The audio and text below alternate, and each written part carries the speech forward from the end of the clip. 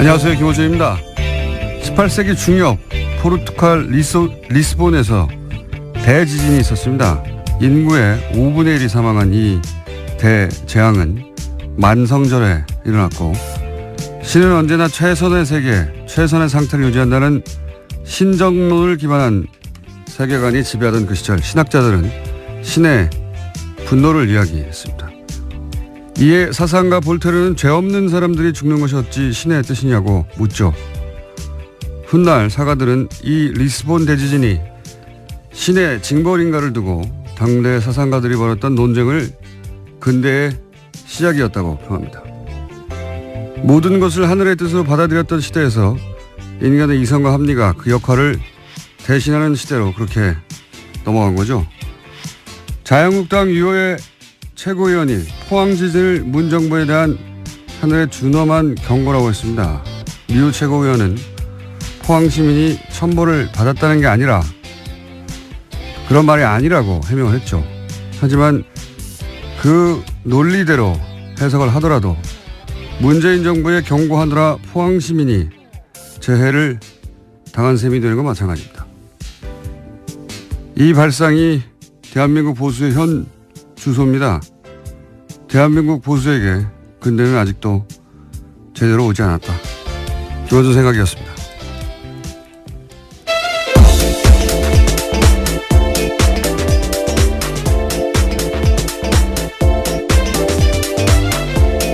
시사인의 김은지입니다. 자, 오늘도 달려볼까요? 네, 다스는 누구 겁니까? 관련된 소식을 가장 먼저 전해드리겠습니다. 요즘 이 뉴스가 여기저기서 자꾸 나오고 있어요. 예. 네, 이명박 전 대통령의 아들 이시영 씨가 다스 핵심 납품업체 한 곳을 또 인수했다라고 어제 JTBC가 보도했는데요. DMI라는 곳입니다. 이 DMI는 다스 납품업체에 있는데 자동차 시트 뼈대를 만드는 곳입니다.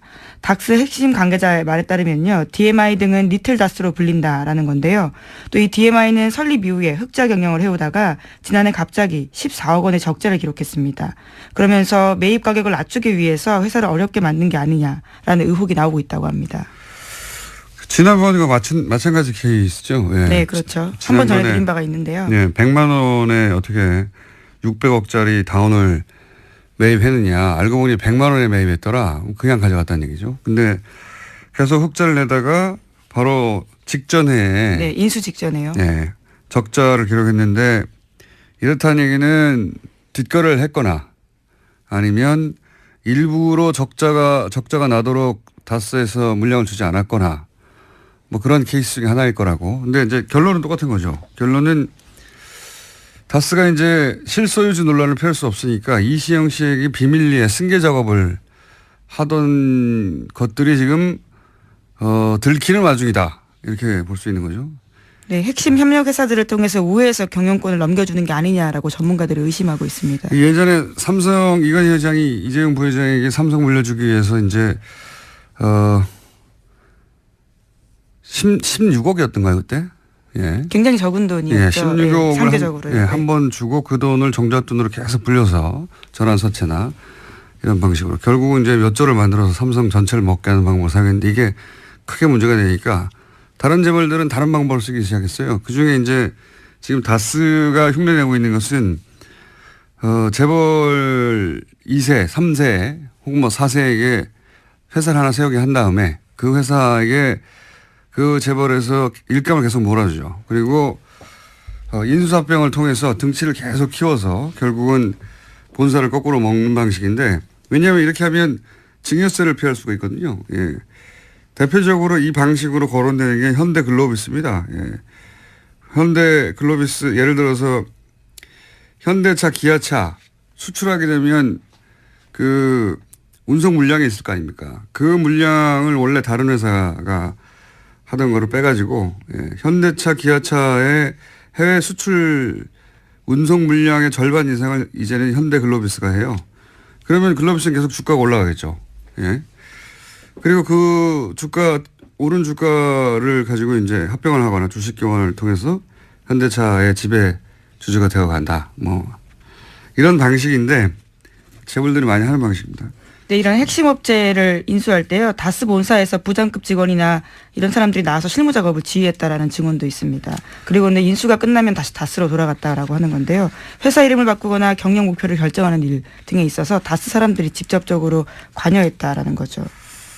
직접적으로 관여했겠죠. 근데 문제는 뭐냐면 다스 이명박 전 대통령은 다스의 주식이 하나도 없거든요. 공식적으로. 그런데 이 다스가 왜 이명박 대통령의 아들에게 승계되고 있느냐. 예.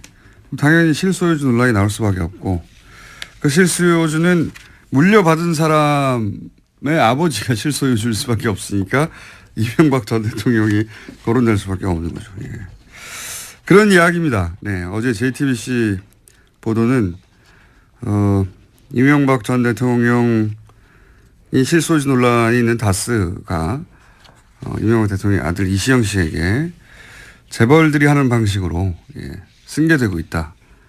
그리고 그 승계 방식의 장점 중에 하나는 비밀리에 할 수도 있고. 지금 다 들켰습니다. 네, 지금 다 모조리 들켜간. 비밀이라고 하긴요.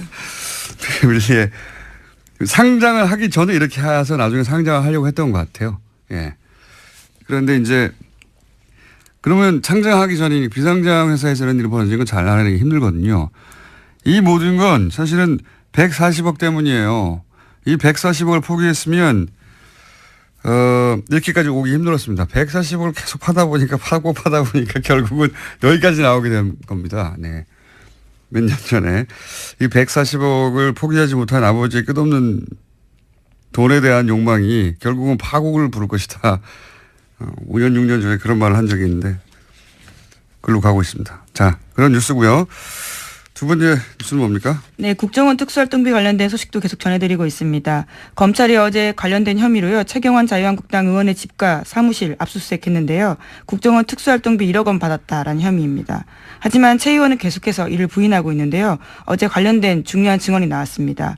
이현수 전 국정원 기조실장이 자기가 직접 돈을 줬다라는 건데요. 그러니까 배달 사고의 가능성을 일축한 겁니다. 동시에 자신과 함께 다른 국정원 직원도 함께 돈을 줬다라고 했기 때문에요. 자신은 돈을 전달하는 게 임무였고 그걸 안 할 수가 없었다라면서 배달 사고 가능성은 있을 수 없는 일이다라고 JTBC를 통해서 밝혔습니다. 뭐 배달 사고라고밖에 할 수 있는 말이 없는데 배달 사고일 수 없다는 정황과 증언들이 이제 계속 나오는 거고 이렇게 되면 또 이제 정치 공작이 아니라 정치 보복이라고 하겠죠. 이 보수 진영에서 정치 보복이라고 계속 주장하는데 이 프레임이 안 먹히고 있는데 계속 얘기해요.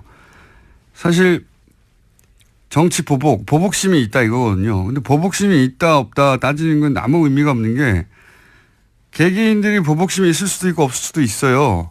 근데 누가 그 마음을 꺼내서 판별할 수가 있습니까? 그래서 예전에는 그럴 수 없기 때문에 마구 질렀거든요. 누구 심령 수사들도 아니고. 근데 지금 이루어지는 수사가 공동체를 해치는 중대한 범죄가 있느냐.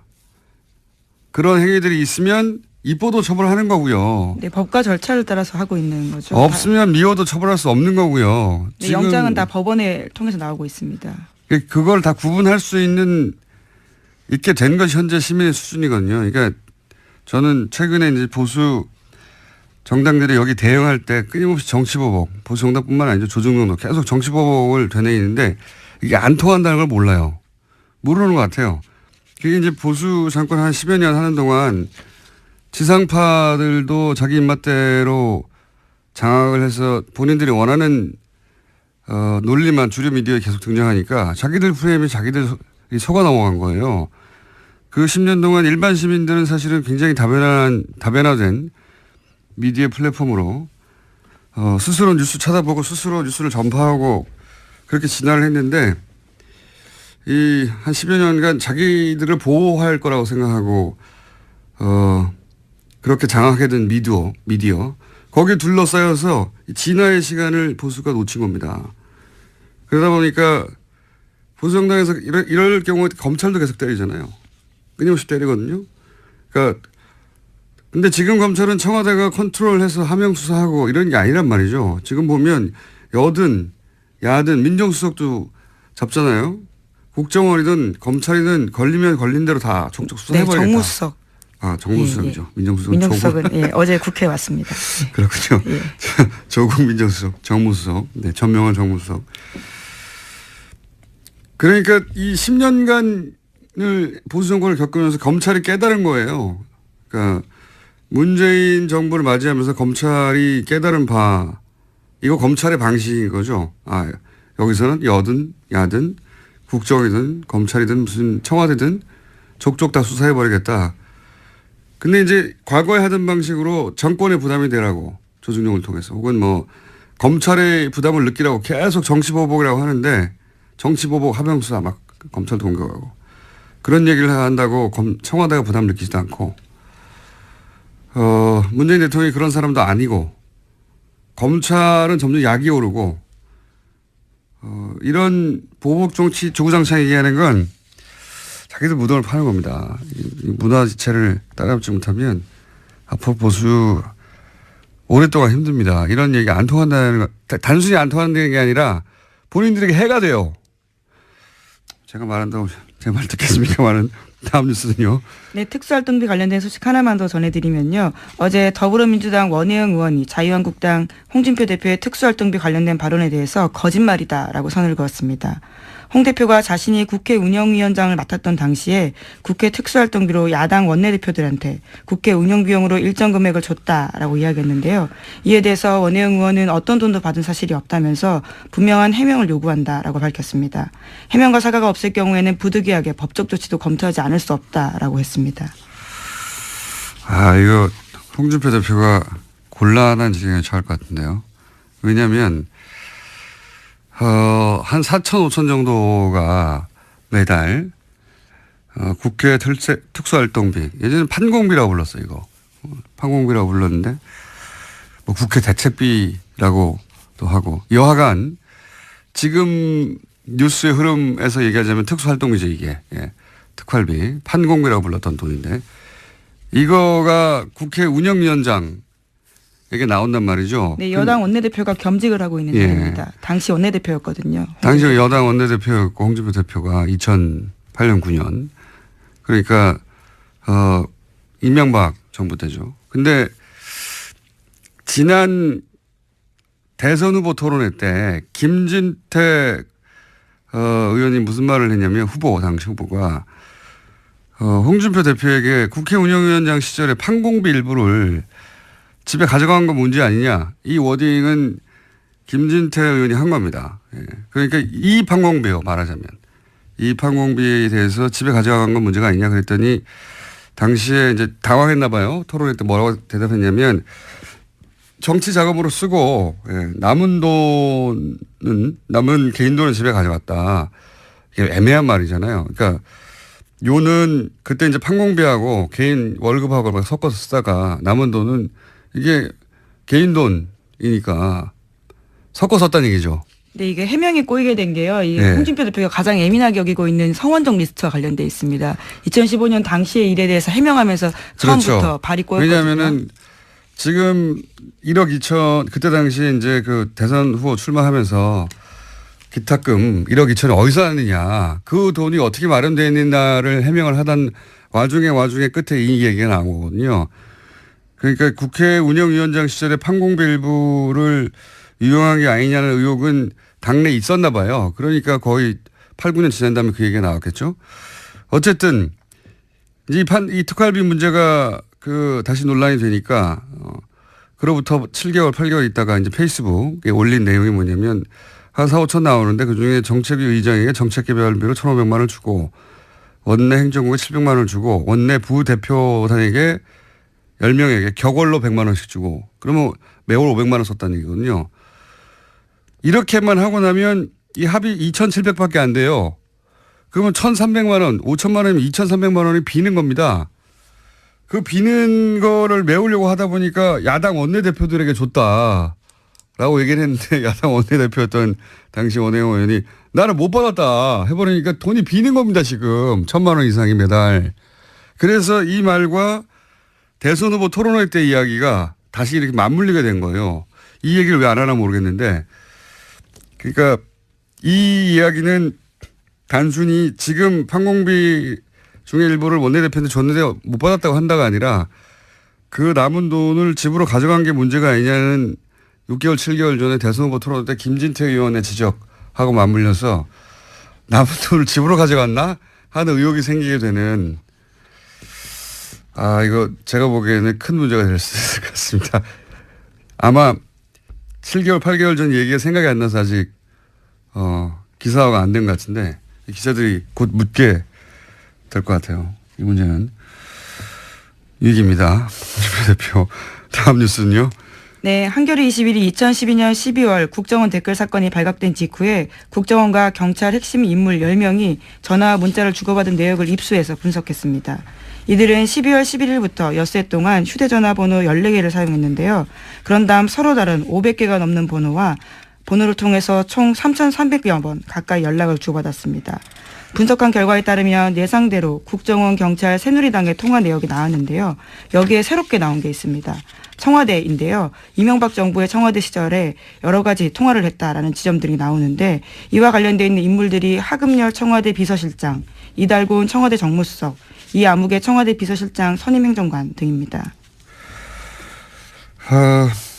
그게 나오는 게 정상이죠. 예. 나오는 게 정상이죠. 네, 지금까지 밝혀지지 않았던 사실이라서요. 네, 청와대, 국정원, 경찰, 새누리당의 커넥션이 있지 않겠냐라고 당시도 이야기했었고, 예. 근데 이제 그 울증이 이제 처음 나온 거죠. 예.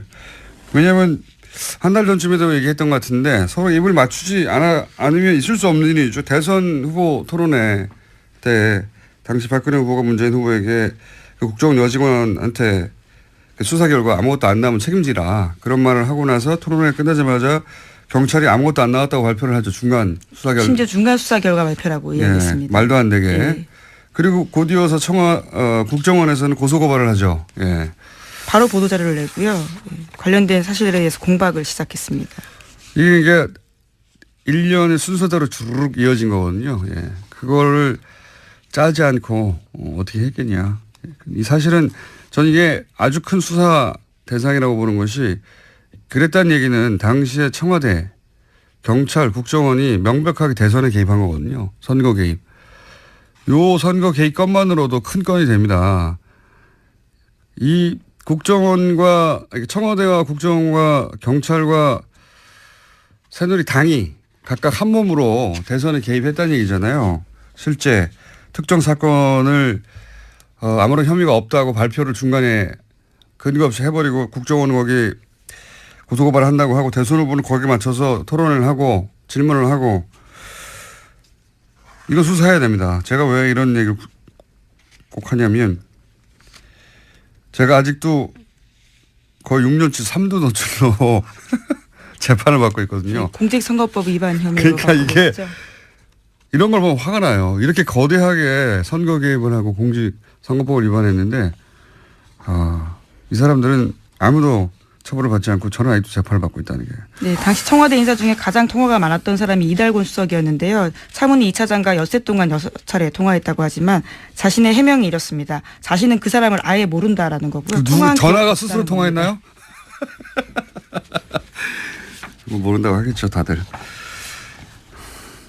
네. 자, 이거 수사해야 한다. 저는 강력하게 주장하는 바고요. 네, 재수사를 해야 된다는 말씀이신 거죠. 이미 한 번 수사를 해서 관련된 내용들을 경찰청, 서울경찰청 쪽 사람들은 뭐 혐의를 턴 적이 있거든요. 네, 공소시효도 끝나서 예. 사실 제가 주장한다고 될 일은 아닌데 저는 아직도 수사 재판 받고 있어서 이거하고 비교할 수도 없는 일인데 자, 그건 그렇고 시간이 거의 다 돼가지고 이거 너무 길게 얘기했네요. 예. 제목을 2개 읽고 짧게 논평하고 지나가죠. 네, 그러시죠. 5.18 민주화 운동 관련돼서 계속 알려드리고 있는데요. 이번에는 5.18 민주화 운동에 북한군이 개입했던 증거라면서 극우 인사 지만원 씨가 내놓은 사진이 있습니다. 이와 관련해서 SBS가 보도를 했는데 지만원 씨가 주장했던 북한군 사람이라고 하는 것은 남한 시민이었다라고 하는 건데요. 하지만 이 사진첩은 기무사의 비공개 사진첩에 있었다라고 합니다. 이런 걸 보면 사실은 5.18 이 북한의 소행이었다고 하는 프레임, 이 프레임은 그냥 우발적으로 혹은 뭐 누군가 개인의 소신에 의해서 주장한 게 아니라 군 혹은 뭐 국정원 그 정보기관을 통해서 왜냐하면 박근혜 정부 시절에는 탈북자라고 정체를 모를 사람이 나와서 TV조선에서 종편에서 그런 주장을 많이 했습니다. 종편에서 그런 주장 되게 많이 했거든요. 예.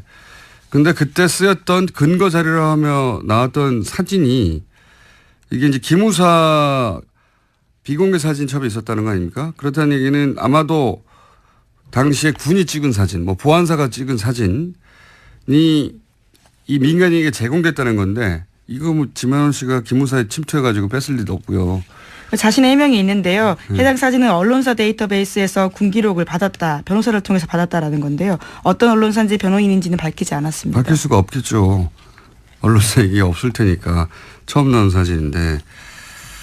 그러니까 북한 사주서를 주장하는 게 단순히 개인의 혹은 뭐 한 사람의 극우 인사가 한 말이 아니라 이렇게 국가기관들이 끊임없이 그렇게 이명박 박근혜 시절에 유포하려고 했던 공작 중의 일부였다라고 저는 보고 이것도 역시 수사 대상이다. 수사 대상 너무 많아요. 지금 서울중앙지검이 수사를 꽉 차 있는 걸로 아는데 기억해뒀다가 제가 앞으로 한 1년 동안 계속 주장할 예정입니다. 예. 수사 대상이라고 하는 거 좀 기억해 주세요. 네, 국방부 5.18 특위 같은 경우에도 37년 만에 본 문서라고 하는데요. 그것을 지만원 씨가 가지고 있었던 거죠. 말이 안 되는 거죠. 예, 5.18 단체에서도 모르던 사진을 어디서 언론사에서 샀습니까? 말도 안 되는 거죠. 또 있나요? 네, 트럼프 대통령 소식만 하나 전해드리겠는데요. 트럼프 대통령이 26일까지 추수감사절 휴가 보냅니다. 그래서 마라라고라는 리조트를 가게 되는데요. 오히려 참모들의 근심이 깊어지고 있다고 합니다. 또 협의되지 않은 트위터를 써서 오히려 문제가 생길까 걱정하고 있다는 겁니다. 트위터에 대해서는 참모진들이 인터뷰를 따로 몇 번 했어요. 예, 언론들이 계속 물어보니까 우리는 대통령을 팔로우하지 않는다. 그다음에 대통령 트위터대로 정책을 하는 건 아니다. 이런 해명을 여러 번 했어요. 여러 번 했는데 최근에도 풀려난 농구 선수를 공격해가지고 또 논란이 되지 그렇죠. 않았습니까? 예, 중국에서 명품을 훔쳐 체포됐다가 풀려났던 UCLA 농구 선수 있는데요. 그 선수들을 향해서 그냥 감옥에 뒀어야 된다라는 트윗을 올렸습니다. 왜냐하면 그 선수 중에 아버지 중 한 명이요. 트럼프 대통령 한 게 뭐냐 이렇게 이야기했거든요. 거기에 대한 반박이었습니다. 그러니까 보통 이렇게 국가원수가 어떤 큰 일을 하고 그중에 일부가 불만이 있을 수 있잖아요. 그거 개별적으로 대응하지 않거든요. 그런데 선수 아버지가 트럼프 한 게 뭐였냐고 그랬더니 바로 풀려나지 말았어야 했다고. 사실 이렇게 개개인을 상대로 국민 한 사람 한 사람을 대응하는 거거든요. 이런 거 안 합니다, 절대. 이거는 동장 정도만 안 하는 거예요. 굉장히 속 좁은 사람이에요, 진짜. 속 좁은 사람이고 자기밖에 모른다는 게 정말 드러나는 게 이 얘기하니까 또 생각나는데 미국 국무부, 우리로 치면 외교부죠. 외교부에 수많은 자리가 비어 있거든요. 그래서 전직 외교부 관료들이 최근에 정면으로 트럼프를 비판했어요. 이 자리를 채우라고 도대체 뭐 하냐고. 트럼프가 거기에 대해서 말한 게 있습니다. 나만 중요할 뿐이다. 내가 있다는 게 중요하다. 내가 그 자리를 다 대신할 수 있다는 겁니다. 네. 자, 여기까지 하겠습니다. 시사인의 김은지였습니다. 감사합니다. 네. 국군 사이버사령부에 댓글 공작을 내부 고발하신 분이죠. 지난주에 이어 다시 한번 모십니다. 사이버사령부 530 심리전단 김기현 전 부이사관님 나오셨습니다. 안녕하십니까? 네, 안녕하십니까? 예. 지난주에 밝혀졌죠. 다금바리 아이디를 사용하신. 그리고 이걸 최초로 세상에 보도한 KBS 파업 중인 이재석 기자 나오셨습니다. 안녕하십니까? 네, 안녕하세요. 예. 파업 중이기 때문에 저희가 KBS 기자들을 이렇게 빌려 쓰고 있습니다. 지난주 반응이 워낙 폭발적이어서 저희가 다시 한번 모셨습니다. 예. 다금바리 선생님에 대해서 격려의 메시지가 어마어마하게 쏟아졌고요. 휘발유 아이디 소나무. 제가 듣기로는 다음에서 활동하던 소나무를 기억하는 분들도 있더라고요. 격렬하게 활동하시는 분으로. 격렬하지 않았습니다. 네, 저는 양심을 걸고 북한에 대한 대북 심리를 했지 우리 국민한테 심리한 적이 없습니다. 네, 어쨌든 이 자리를 빌어서 댓글을 우리 한 요원들이 전체 그 격렬한 게 아니고 예. 이 격렬하게 한 사람들 아마 부분적으로 제가 해서 말은 않지만은 분류돼 있어요. 아마 분류? 분류. 어떻게 분류되어 있습니까? 그러니까 일반적인 댓글 한 사람과 예. 그러니까 우리끼리 뽑자. 우리끼리 뽑자. 우리끼리 인원을 뽑자. 그 인원이 있잖아요. 예. 그분들이 이제 그 통상적으로 이제 그 댓글을 정치 댓글 단 거지 우리 심리전단 요원 전체가 이 정치 댓글 단 게 아닙니다. 저는. 아, 그러면은 예를 들어서 이명박 정부를 옹호하고 네. 뭐 예를 들어서 무슨 어떤 정책에 대해서 이거 막 칭찬하고 이렇게 소위 이제 정부 선풀이죠. 네. 정부를 옹호하는 댓글을 다는 팀과 그게 아니라 야당을 공격하고 뭐 야당 그 특정 지역을 비하하고 이런 댓글을 다는 팀이 따로 있었어요? 그러니까 저는 이제 어렴풋이 예. 그 야당을 비하한다는 그 눈치를 채고 소문은 알았지만은 예. 저는 제가 안 하니까 아하. 그걸 모르죠. 통상적으로 그때 몰랐었는데. 우리가 어떻게 되냐면은 이 분포도가 있어요. 분포도. 심리도, 국방, 예. 군사, 어허. 안보, 예. 한미동맹, 예. 기타. 아, 담당이 이렇게 나눠져 있어요? 그렇게 이제 코드를 그 심리형 코드가 나눠 있죠. 이렇게 분류가 거기에 입각해서 있는데 예. 이 이제 사건 그 분류에 들어가지 않는 정치팀이 있었다는 거죠. 그러니까 그것을 이제 아마도 그 당시는 이제 그 조직에서 소문이 예. 나오기는 저는 이제 경기를 하니까 예. 주로 정치 댓글은 그 이제 일단 별동네라나 별동대가 따로 있었다. 그런 용어이 많이 한다는 걸 들었는데 예. 저 수사를 보고 나서 이제 알았죠. 터지고 나서니까. 근데 그 일부 요원들은 그야말로 정책 측면 지원을 한 거이지 야당한테 그 뭐 비한다든가 특정 정치를 비한다는 저는 몰랐어요, 솔직히. 그때는 당시에는 모르셨고 네. 별도의 팀이 존재했다. 네. 그런데 나중에 보니까 팀이 존재했다. 그래서 소문이 있었는데 그 사람들은 따로 뽑았다고 말씀하시는 아니, 거군요. 뽑는 것이 아니고 거기 안에 내에서도 안에 내에서도 성분을 분류를 하는 거죠, 약간. 일단 뽑아놓고 성부를 이제 직원이 이제 우리가 처음에 출발할 때는 예. 60명 출발했으니까 예. 이제 거기 보강될 때도 쭉 보면 들어온 걸 따라서 이제 인원의 성향을 좀 분석하는 거죠. 예. 저 사람 반항성이 있다, 없다. 아, 사이버 사령부 내의 이 심리전단 안에서도 다시 성분 분석을 했다. 예. 그래서 그 사람들에게만 이런 정치 댓글을 시켰다. 그렇죠. 그렇습니까? 예. 예. 그 보안을 유지하기 위해서. 그걸 어떻게 아셨어요? 저는 이제 그런 어렴풋이 눈치는 어떻게 채셨어요? 어렴풋지 않은 데가 아침에 가서 이제 검색을 하죠. 예. 검색을 하는데 이상하니 우리 아이디가 눈에 튀는 아이디가 나온 거예요, 저한테. 네, 우리 아이디가 나왔는데 거의 아는 아이디가. 예. 근데 뭐 전라도띠 홍어새끼. 전라도 홍새끼라는 거를 아는 아이디가 쓰고 있더라. 많이 보이는 아이디가. 예, 예. 이거 혹시 우리 요원들 아니나 그 의심을 맞았는데 여기 사건이 터지고 수사가 진행되니까 그걸 다 우리 요원들이 했더라고요. 어허. 그러니까 이제 네. 매우 노골적인 그러니까 야당 정치인들을 비난하고 특정 지역을 비난하는 그런 매우 노골적인 아주 저질의 댓글을 다는 요원들은 별도로 또 아주 있었다. 별도로 좀 관리가 돼 있었고 김 선생님 같은 경우는 일반적인 댓글. 일반적인 댓글 예를 들면 이제 제주 해군기지라든가 네. 4대강이라든가 근데 이것도 하시면 안 됩니다. 엄밀히 얘기하면 그렇죠. 그것도 본인의 정체를 숨기고 이제 하신 거라서 군이 예. 청와대 정책을 홍보하실 이유는 없어요. 없는데 표정이 또 저는 그래서 김 선생님도 이제 저한테 이제 고백하시기로는 네. 본인도 이제 그 책임에서 자유로울 수 없다라고 이제 말씀을 하신 건데 그러나 다만 이제 확실히 분명히 해둘 것은 구분해야 좀 것은 구분이 좀 필요하고 또 팀내. 김 선생님 같은 경우는 이제 아주 이제 논리적으로 이제 그런 어떤 국방부의 어떤 논리라든가 군의 논리를 이제 그 작업을 하신 거예요. 최초에도 정책 측면이라 했지만은 군사, 예. 국방, 예. 한미 군사 동맹 예. 그런 내용만 정책 측면을 하는 거지. 예.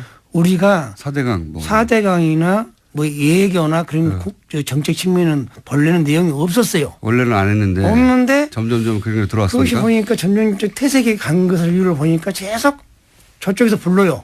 저쪽이라 하면 청와대요? BH에서. 청와대. BH 부르면 사람들이 왔다 갔다 해요. 예. 아마 거기서 비공식적으로 점점점 오다를 받아갔지 않았느냐. 맨 처음 출발할 때는 군과 관련된 군 정책 관련된 트윗만 그 댓글만 달았는데. 그렇죠. 제가 그 보를 쓰니까 팩트가 나오면요. 네. 국방, 예. 군사, 안보 네. 거기다가 한미 군사 동맹 요 영역만 하다가 네, 하다가 점점 일반 정책까지 넘어가기 시작했다. 네. 근데 그게 청와대를 왔다 갔다 하면서 점점 그렇게 변한 것이다. 저는 그것을 몰랐죠. 예. 보고서를 내가 그렇게 쓰니까. 예. 근데 그것이 내용을 사후에 밝혀진 걸 봐가지고는 이런 것도 했구나. 그걸 느꼈고. 그러니까 다른 사람들이 어떤 댓글을 다는지는 정확하게는 몰랐군요, 서로는. 네. 그리고 네. 나한테 그 모 사령관이 예. 정치인들을 비하하는 것을 안 했으면 좋겠다고 그러더라고요. 정치인들을 비하는 하지 말라고. 큰일 난다고. 네. 그런 말씀을 했는데 왜 이 사건이 터졌는가는 이해를 못 하겠어요, 지금도. 일부 그러니까 아주 내밀하게 진행된 거군요. 그러니까 사령관도 모르게 예. 일부 저쪽과 라인을 꽂아서 했지 않냐 그런 의심이 가더라고요. 저희 사령관님께서 진짜 나한테 그러더라고요. 나도 김 선생, 예, 뭐 김광진 그런 정치인 안 했으면 좋겠어. 김광진. 예. 그거 안 했으면 분명히 들었어요. 그렇게 안 했는데 이것이 야당 국회의원 공격하고 예, 안 하지 했으면 좋겠다. 정치에 오래된 사항은 하지 말라는 걸 내가 분명히 들었는데 네. 그것이 어떻게 진행되는 걸 모르겠어요. 그러면 그 일을 했던 사람들 나중에 알고 보니 요 사람을 했구나. 그런 사람들은 어떻게 선발된 거라고 보십니까? 아마 그 안에서 이제 선발된 인원은 네. 그냥 일반적으로 뽑습니다. 그러니까 제 말은 네. 그 일을 하는 사람만 따로 했다고 하셨잖아요. 그것이 아니고 네. 이거 뽑대 인원 선출해가 우리 인원인 조직원이 있는데 네. 거기서 이제 그 일과 업무 시간 좀 파트했죠. 저는 지원 업무, 네. 또 검색 업무, 네. 작전 업무, 미디어 업무가 있잖아요. 네. 그럼 통상적으로 작전 업무를 담당한 30명이가 했지 않나. 그 30명을 어떻게 선발했냐 이 말이에요. 제 말은. 그 요원들인데 예. 그 안에서 어떻게 뽑았냐 이거죠 다시. 아무래도 이제 충성심이 좀 높아 보이고 말하자면 김 선생님처럼 좀 이렇게 쓴소리를 하는 사람이 아닌 사람들로 그래서 이제 최근에 언론 보도가 된 게 이제 우리 편이라는 단어가 이제 그런 맥락에서 이제 나온 거 아니겠습니까? 이제 우리 편을 뽑아야 된다라는 맥락도 말을 잘 듣고 이제 어떤 쓴소리를 내지 않는 요원들 중심으로 지금 말씀하신 게 이제 2대 그러니까 530 심리전단 안에 조직이 이제 1과 1대, 2대, 3대, 5대 이렇게 이제 구분이 되어 있는데요. 이건 뭐 아주 구체적으로 들어가는 내용이긴 합니다만 그 중에 이제 2대 그 조직이 그런 어떤 매우 전문적인 제가 궁금한 거기까지 이제 알아듣는데 제가 궁금한 것은 심리 전단에 이제 뽑혔다는 자체가 그런 충성심이나 이런 거 확인된 다음에 온 건데 그 안에서 다시 어떻게 뽑았냐는 거죠. 김 선생님 모르시는 거 보면 본인은 그런 시험을 본 적이 없는 거 아니에요? 그 안에 들어가는. 이제 조직을 모르니까 조직이 만약 100명이다. 네. 그럼 100명이 있으면은 심리를 수용하기 위해서 세부 내용도 있죠. A, B, C, D인데 B 직원들. 네. B 직원들이 이제 거기 좀 많이 관여했는 거예요. 내가 왜 얘기하냐면 통상적으로 이 보고서 쓸 때는 네. 국방, 군사, 안보, 한미 군사 동맹을 썼는데 어떻게 그 청와대 보고할 때 그런 보고서 나왔냐 이게니까. 그러니까 본인이 모르는 코드로 작업한 사람들이 있었다는 거잖아요. 네. 보고서를 쓸 때 보니까 이거 누가 어떻게 작업했지? 제가 궁금한 건 그 30여 명의 이 팀은 그 안에서도 어떻게 선발했냐 이겁니다. 제가 궁금한 건 선생님은 왜 못 들어가셨어요 거기에? 저는 거기 높은데 못 가지 그러니까. 어떤 특정 시험을 본 것이 봤다거나 아니고. 이런 건 아니고 네. 그 2대의 그 조직원들이 네. 그 활동을 어떻게 하게 된 거죠. 결과적으로 주도적으로 그렇게 하게 된 겁니다. 그 혹시 2대 대장을 필두로 해서 무슨 뭡니까? 특별청 신원조회를 해가지고 뭐 그 안에 뭐 특정 지역만 선발한다든가 아니면 뭐 특정 대학만 선발한다든가 뭐. 근데 그 당시 볼 때 예. 그 작전 담당하고 우리 이제 단장하고의 그 요원들 면담을 많이 하더라고요. 면담을 쭉 관찰해가지고 네. 여기는 보안이 유의되겠다. 그러니까 투입시키는 거죠. 그래서 뭐 별도로 뽑는 것이 아니고. 별도로 뽑지 않는다는 거 알겠는데 이 똑같은 질문을 여러 번 하는데 그 안에서 어떻게 선발하느냐. 그러니까 선발하는데 네. 선발은 그건 뭐 제가 그 구체적으로 여쭤볼게요. 네. 혹시 그 지역 분들은 예를 들어서 경상도 분만 뽑는다든가 아니면 무슨 육사 출신만 뽑는다든가 아니면 무슨 어느 어디 후배들만 뽑는다든가 그런 게 있었어요? 그 팀은 가만히 보니까 주로 이제 눈을 쭉 보니까 예. 참 이런 말 하면 안 되겠지만 내가 하세요. 이제 좀 지역도 많이 고려한 것 같더라고요. 아, 그렇군요. 예. 아니, 간단한 질문인데 이거 10분째. 그러니까 이제 특정 지역만 골라낸다든가 뭐 특정 출신만 특히 골라낸다든가. 이제 충성심이 강한 사람. 알겠습니다. 단편지로 말하면. 그러니까 특정 지역을 주로 선발해서 그 지역에게 그 지역 감정을 유발하는 댓글을 쓰게 만들고 정치적으로 그런 일을 시킨 거잖아요. 아주 사악한 거예요. 예. 아주 그런데 사악한 이제 제가 건데. 말씀드리고 싶은 것은 정치 댓글은 정책 측면 전환한 것은 있지만은 정치 댓글을 이렇게 정치인들이 막 부각된 걸 보고는 내가 놀랐어요. 그것은 아마 은밀히 이 다른 배치하고 협조를 했지 않냐. 왜? 거기를 아따가 되기 때문에. 네. 그러니까 그 보고서를 만들면은 누가 승인해주고 보는 사람이 있으니까 그걸 만들지. 그렇죠. 뭐다 이걸 보고를 합니까? 그 정치인들 그 누트나게. 네. 신문도 아닌데. 네. 그럼 그건 내가 봤을 때는 그 정황으로 봐서는 반드시 뭐 김강진이나 야당 의원들 폄하한 것은 오다를 받았고 했지 국방부 장관이나 그런 오다한 건 없는 거 아닙니까? 그러니까 국방부 혹은 심리전단이 스스로 판단해서 정책을 한 게 아니라 정책을 본인의 경험상 틀림없이 청와대 오다에 의해서 실시했을 것이다. 그렇죠. 왜냐하면 네. 청와대를 아따 갔다 하는 내용을 봤으니까. 알겠습니다. 지금이라도 그분들이 장관님을 무시하고 지휘체계를 무시하면서 PH를 당했기 때문에 나는 PH에서 누가 불러서 거기를 갔다. 가서 무슨 회의를 했고 무슨 오다를 받아왔다. 그분들이 깨끗하게 양심선언을 좋겠으면 될까. 현 단계에서는. 그래야 우리 안보가 더 튼튼해지고 이걸로 혼란이 안 오죠. 예. 알겠습니다. 자, 지난주에 저희가 얘기하려다가 시간이 부족해서 못했던 것 중에 오늘 제가 질문 하나가 거의 10분을 까먹어가지고 그러니까 특정 지역 출신들을 골라가지고 특정 지역을 공격하게 만든 거잖아요. 그 얘기를 질문하고 싶었는데 힘들었습니다. 지난주에 이거 있지 않습니까? 김석중 씨. 네. 김석중 씨가 양심 선언을 하려고 했던 네, 그런 의지를 가지고 있었던 친구였는데 그 김석중 씨가 교통사고로 사망을 했습니다. 그런데 교통사고로 사망한 것에 대해서 유가족들은 당연히 의혹을 제기합니다. 그죠? 예. 의혹을 제기하는데. 예, 뭐 결과적으로는 물론 가해자와 합의를 하긴 했습니다. 예. 네. 예.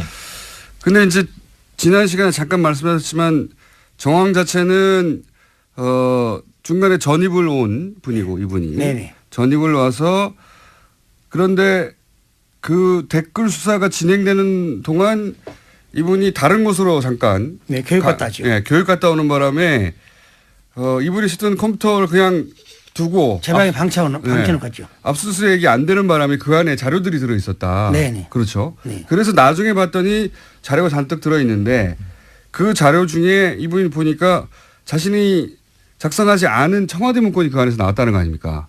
그렇죠? 그렇게 김 선생님에게 제가 얘기를 이제 했다. 예. 와서 나한테는 말이 이 CD를 가지고 와서 예.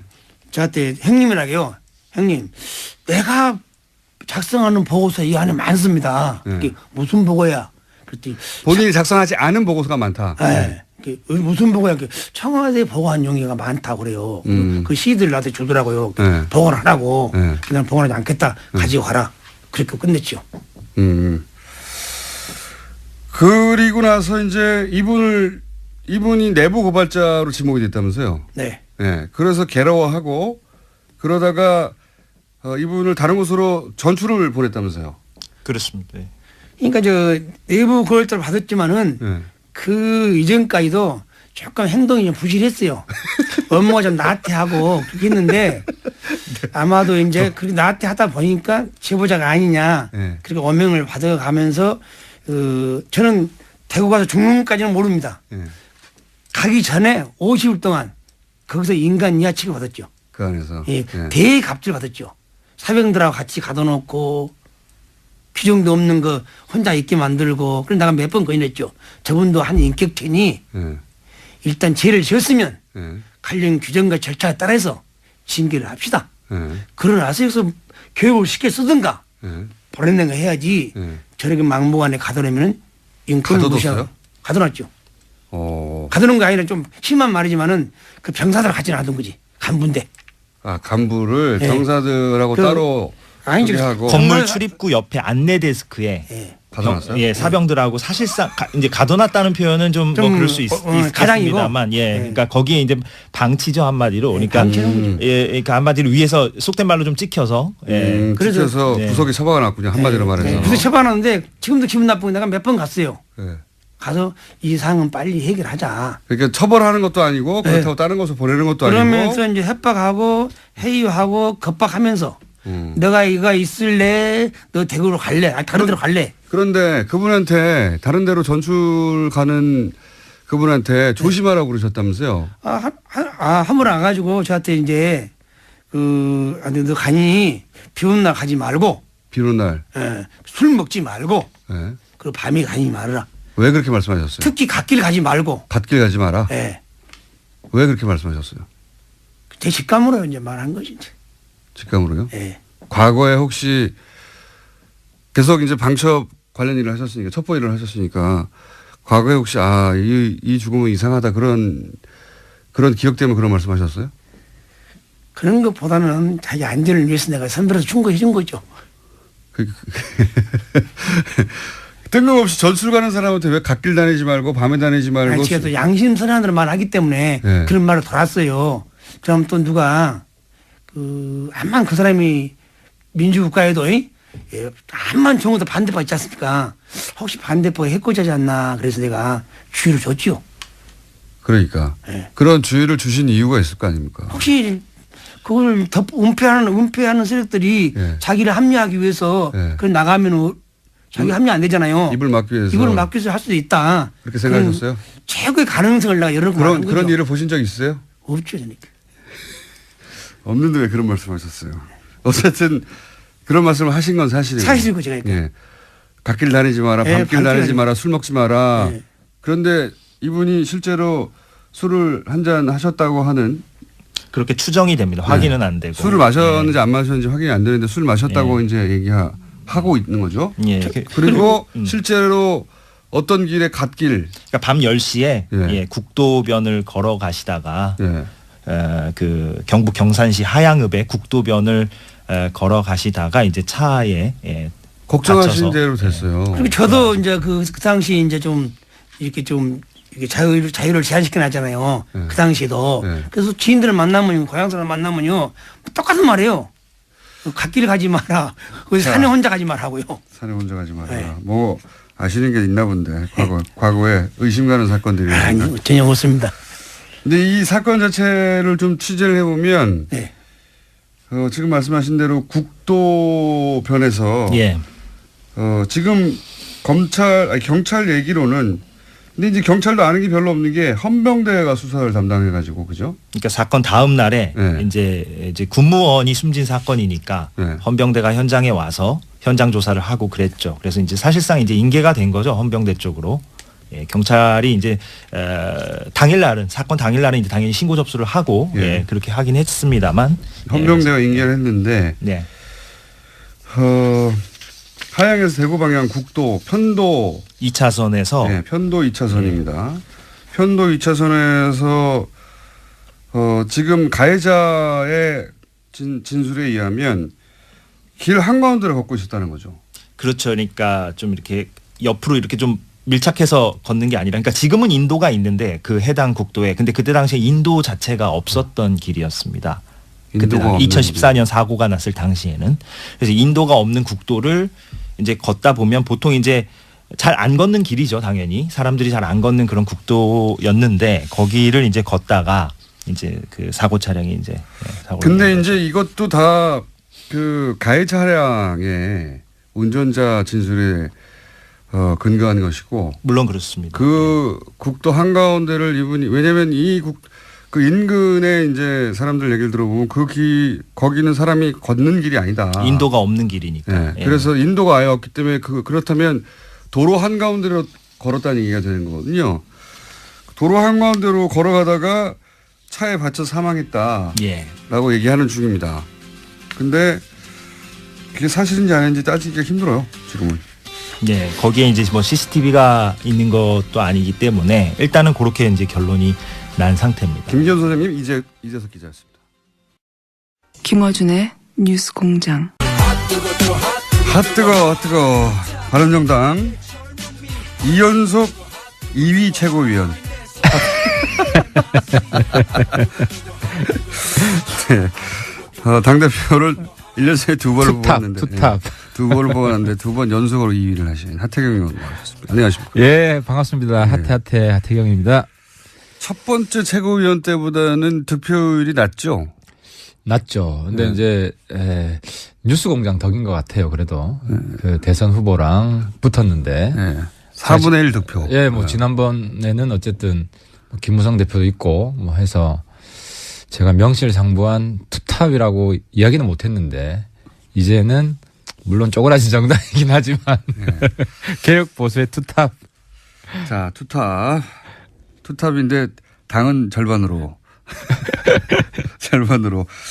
근데 이제 유승민 대표하고 안철수 대표하고 한번 만난 이후로 적어도 국민의당에서는 예. 안철수 대표가 통합으로 가는 당대당 통합으로 가는 로드맵을 확실히 정했나 봐요. 예, 글로 쭉 가는 것 같은데 그 유승민 대표한테는 얘기 들어보셨어요? 이 통합에 대해서? 진지하게 얘기를 했죠. 예. 근데 이야기를 했는데 이제 제가 이건 정말 일관되게 제가 말씀을 드렸는데 선거연대까지는 반드시 한다. 선거연대라는 건 지방선거에서 지방선거까지 예, 후보를 낼 때 연대한다. 그렇죠. 우리가 공동선거를 한다. 네. 이거는 이제 해야 되는 거고. 근데 이제 합당 문제는 별개의 문제다. 물론 이제 우리 당에 네. 합당론자도 있습니다. 지금 11명 중에 몇 명이 합당론자입니까? 정확히 이건 다 모여가지고 국민의당 합당 문제 논의는 안 했는데 한 3-4명 정도는 되는 것 같아요. 서너 명. 합당. 반드시 합당해야 한다. 하는 게 좋다. 네. 기호 3번을 달아야 된다. 네. 근데 이제 어쨌든 최고위원회에 저하고 유승민 대표 생각이 제일 중요합니다. 어쨌든 지금 네. 그 진로를 정하는 데 있어서. 근데 저도 합당을 전제로 우리가 이 국당과 연대를 추진하는 것은 반대하고 이 순리대로 가야 된다. 그 안철수 대표 생각은 제가 볼 때는 일종의 탑다운 방식인 것 같아요. 안철수, 유승민 만나가지고 전격 합당 선언을 하면 네. 누가 뭐 어떻게 할 거냐. 나갈 사람 나가라. 네. 원래 이런 생각이 있는지는 모르겠는데 물론 내부에서는 최대한 설득을 하겠지만 근데 이제 그런 방식은 부작용이 굉장히 심하다. 일단 안에서 합당 결사 반대파가 있잖아요. 그럼 불 끄는데 시간 다 보낼 가능성이 있어요. 불을 안 끌려고 그러는 것 같은데요. 제가 보기엔. 근데 이게 그 박지원 전 대표나 이 정치 고단수이기 때문에 이 호남 민심을 들었다 놨다 할 수 있는 분들이거든요. 그랬을 때 이걸 그냥 방치하는 식으로 막 네 마음대로 해라 할 테면 이런 식으로 할 수는 없다라고 저는 보고요. 근데 그래서 어쨌든 파트너가 있는 거잖아요. 우리가 전격 합당 선언 이런 거 안 해준다. 안 해주고 선거연대까지만 하고 그다음 것은 상황을 봐서 바른정당이 국민의당에서 예를 들어서 이렇게 이제 끝장 토론을 한다지 않습니까? 예. 오늘. 예. 오늘 끝장 토론을 했는데 접점이 없어요. 없겠죠, 당연히. 예. 합의 결론이 어렵겠죠. 예. 서로 각자의 주장을 하다 끝나겠죠. 그런데 대략 그 지금 새는 합당의 반대파가 숫자는 더 많지 않습니까, 현재. 국민의당 내에서. 국민의당 내에서 합당을 반대하는 쪽이 20명이 넘어갔어요. 예를 들어서. 그리고 그분들이 여차하면 탈당할 수도 있다. 탈당이라면 이제 이렇게 되면 거의 분당 수준이죠. 반반이니까 거의. 반이 넘을 수도 있으니까. 분당하겠다 했을 때 안철수 대표 입장에서는 이런 계산인 것 같아요. 결국 분당을 하던 탈당을 하던 그런 숫자가 말은 많지만 실제로 얼마나 되겠느냐. 일부 나가도 그렇게 그 과정에서 이제 탈호남하는 이미지를 이제 가지고 그 일부 어차피 말 안 듣고 자기하고 계속 반기를 들고 탐탁치 않아 하던 사람들은 나갈 테면 나가고 그래봐야 크게 숫자 없을 테니까 나머지 한 10명 정도 나가더라도 한 30여 명 가지고 예. 그래서 제가 요즘 역할이 그런 거 아닌가요? 그런 거 그렇게 보이죠. 제가 요즘 역할이 국민의당 구당파 역할을 해주고 있는 것 같아요. 사실 제가 어제 중재안을 낸 거예요. 안 대표 쪽이랑 소위 말하는 뭐 비한 반한 예. 계열이랑 그래서 이제 어떤 중재안을 내셨죠? 선거연대를 하자. 예. 이거 합당 아니다. 그러니까 의원님 얘기를 듣지는 않겠죠. 아니 근데 이게 제 이야기를 들어야 되는 게 박지원 대표님도 제가 볼 때는 조금 과도하신 게 예. 아니 합당 파트너로 바른정당 있고 거기 사실상 뭐 우리 당 지도부를 대변하는 제가 합당은 아니라고 이야기를 하잖아요. 아니 그런데 예. 안철수 대표는 오늘 의총석상에서 그럴 거예요. 반드시 합당하자는 건 아니다. 근데 연대를 강화하자는 거다. 그렇게 말이 아니라 통합으로 가야 한다고 지금 계속 메시지가 나오니까. 안 대표 부근에서 나오는 거죠. 네. 부근에서 나오는 거고 안 대표 입장에서는 대표니까 여러 목소리 수렴해야 되는 거고. 본인의 생각이 그런 것 같은데요. 아니 그래서 아니에요. 의총하다 보면 또 그렇게 안 돼요. 이 대표는 자기 이야기를 먼저 발제를 하는 게 아니라 여러 사람들 이야기를 듣고 이제 수렴해서 뭐 어떻게 하겠습니다. 이제 결론을 내줘야 되기 때문에 그래서 제 생각에는 하태경의 중재로 선거연대 정도로 일단 하는 걸로. 그래서 어제 박지원 대표 어디 YTN인가 어디 인터뷰를 보면 그 선거연대는 그럼 반대합니까? 선거연대는 할 수 있지. DJP도 선거연대고. 근데 연대와 합당은 다르다. 선거연대와 합당. 그래서 사실상 국민의당 내에 선거연대를 반대하는 사람은 어제부로 사라졌어요. 공식화된 거예요. 본인이 원하는 대로 보시는군요. 아니, 그러니까 그런 식으로 그 지도부도 끌고 나가지. 네. 저기서 대립을 더 심화시켜가지고 야 계속 싸우자. 제가 안 대표이고 측근이면은 물론 뭐 주도권을 잡기 위해서 초반에 그렇게 몰아붙일 수는 있죠. 하지만 그런 식으로 불을 꺼야 된다 내부에. 왜냐하면 이걸로 확정을 해가지고 그래서 합당파 이겼다고 쳐요. 우리가 합당 안 하겠다는데. 그때가 되면 또. 그때가 아니라 오늘 내일 뭐 이번 주에 합당 결의를 하더라도 우리가 합당 좋다 합시다. 그러면 바른정당에서는 어떠한 경우에도 지방선거 전에는 합당 안 합니까? 예를 들어서 한 25명이 나갔어요. 15명 남았어요. 15명 남았는데 합당하자고 그래요. 아니 그런 식으로 이야기하면 네. 한국당하고도 정치는 생물인데 네. 홍준표 날라가고 네. 이제 보수에 아무도 없다. 좀 살려주세요. 우리 보고 당권 잡아라. 이러면 우리 그냥 점령군으로 들어가죠. 거기는 그런 일이 일어날 기미가 별로 안 보이지만. 있죠. 홍준표 대표가 요즘 막 활동비로 스텝이 꼬이잖아요. 여기서 그 말씀만 드릴게요. 특활비. 네. 특수활동비를 처음에는 국회 운영위원장 있을 와이프한테 특수활동비를 줬다. 남는 거를. 그러다가 어제는 페이스북에 그 특활비로 준 게 아니고 월급 남는 거로 줬다. 근데 이거는 제가 말씀드릴 수 있는 게 월급으로 주면 현금으로 안 줘요. 계좌로 들어갔다 계좌로 들어가지. 특활비는 현금으로 줍니다. 현금으로 나오기 때문에. 그래서 근데 월급을 현금으로 줬다. 이거는 국회의원 해본 사람 입장에서는 말이 안 되는 거다. 말이 안 된다. 그리고 두 번째로는 여기 비니까. 그러니까 지금 특활비로 와이프한테 줬다 한 거를 월급으로 준 거 됩니까? 이런 식으로 얘기했죠. 좀 더 제가 보강 설명을 하자면 홍준표 대표 여기 안 계시니까 본인이 이제 특활비 판공비라고 불렀죠 그때는. 예, 판공비죠. 그게 그거예요. 근데 좀 달라요. 판공비는 영수증이 있어요. 근데 특활비는 영수증이 없어요. 근데 이제 그걸 섞어서 얘기한 것 같아요 보니까 국회 운영위원장 몫으로 나온 판공비, 그 판공비 한 4, 5천 되는데 그 중에 일부를 집에 갖다 준 거 아니냐라고 김진태 의원이 이제 토론회 과정에서 지적을 하거든요. 약간 당황을 했어요. 그래서 아니 이제 정치 자금으로 쓰다가 남는 거는 내가 월급하고 섞어 썼기 때문에 집에 갖다 줬다. 집에 갖다 줬다를 부인하진 않았어요. 뭔가. 김진태 의원도 뭔가를 들었고 그리고 홍준표 대표도 그 자리에서는 바로 반박하지 못하고 섞어서 썼다. 이렇게 얘기했는데 지금은 섞어 쓸 수 없다. 월급이라면 통장으로 들어갔어야 되는 거다. 이렇게 말씀하시는 거고. 그리고 또 하나는 이제 나머지 비니까 아무리 이제 계산을 해도 야당 원내대표 이때 줬다고 했더니 야당 원내대표 당시 했던 원혜영 대표 난 받은 적이 없다. 의원이. 그렇죠. 부인을 해버렸죠. 그러니까 이게 돈이 좀 빕니다. 그게 운영이라는 상임위잖아요. 상임위가 있으면 상임위원장도 특활비가 있습니다. 특활비가 있으면 간사들한테도 얼마씩 줘요. 그래서 제가 오늘 폭탄 선언 좀 하려고 그러는데 네. 딴 게 아니라 폭탄 아니기만 해봐요. 국회 특활비 폐지를 해야 됩니다. 아예 폐지를 하자? 아예 폐지를 해야 됩니다. 그러니까 무슨 이야기냐면 활동비를 없애자는 게 아니라 영수증을 다 첨부하게끔 해야 된다는 거죠. 아, 지금 저도 기분이 나빠요. 예를 들어 이제 특활비를 국회에서 제가 받잖아요. 네. 받으면 어떤 때 주냐면 뭐 새롭게 특위를 만들어서 네. 우리가 추가 근무를 하는 거예요. 그거는 아주 오래된 관행이죠, 국회. 네, 그러면은 그 간사들이나 할 때 봉투를 주는 거예요. 네.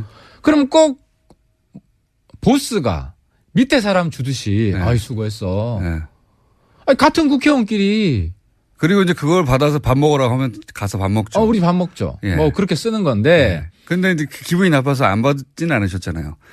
그래서 이제는 거부하겠다. 이제 이거 봐야겠다. 이제 왜냐하면 이번에 국회 특활비도 개혁을 해야 된다. 그래서 저는 어제 정세균 의장님이 뭐 국정원 특활비 받았다는 의원들 이름 나오니까 불쾌하다 이런 말씀 하셨는데 의장님이 그런 말 하실 때가 아니라 그 의장님 특활비가 제일 많거든요.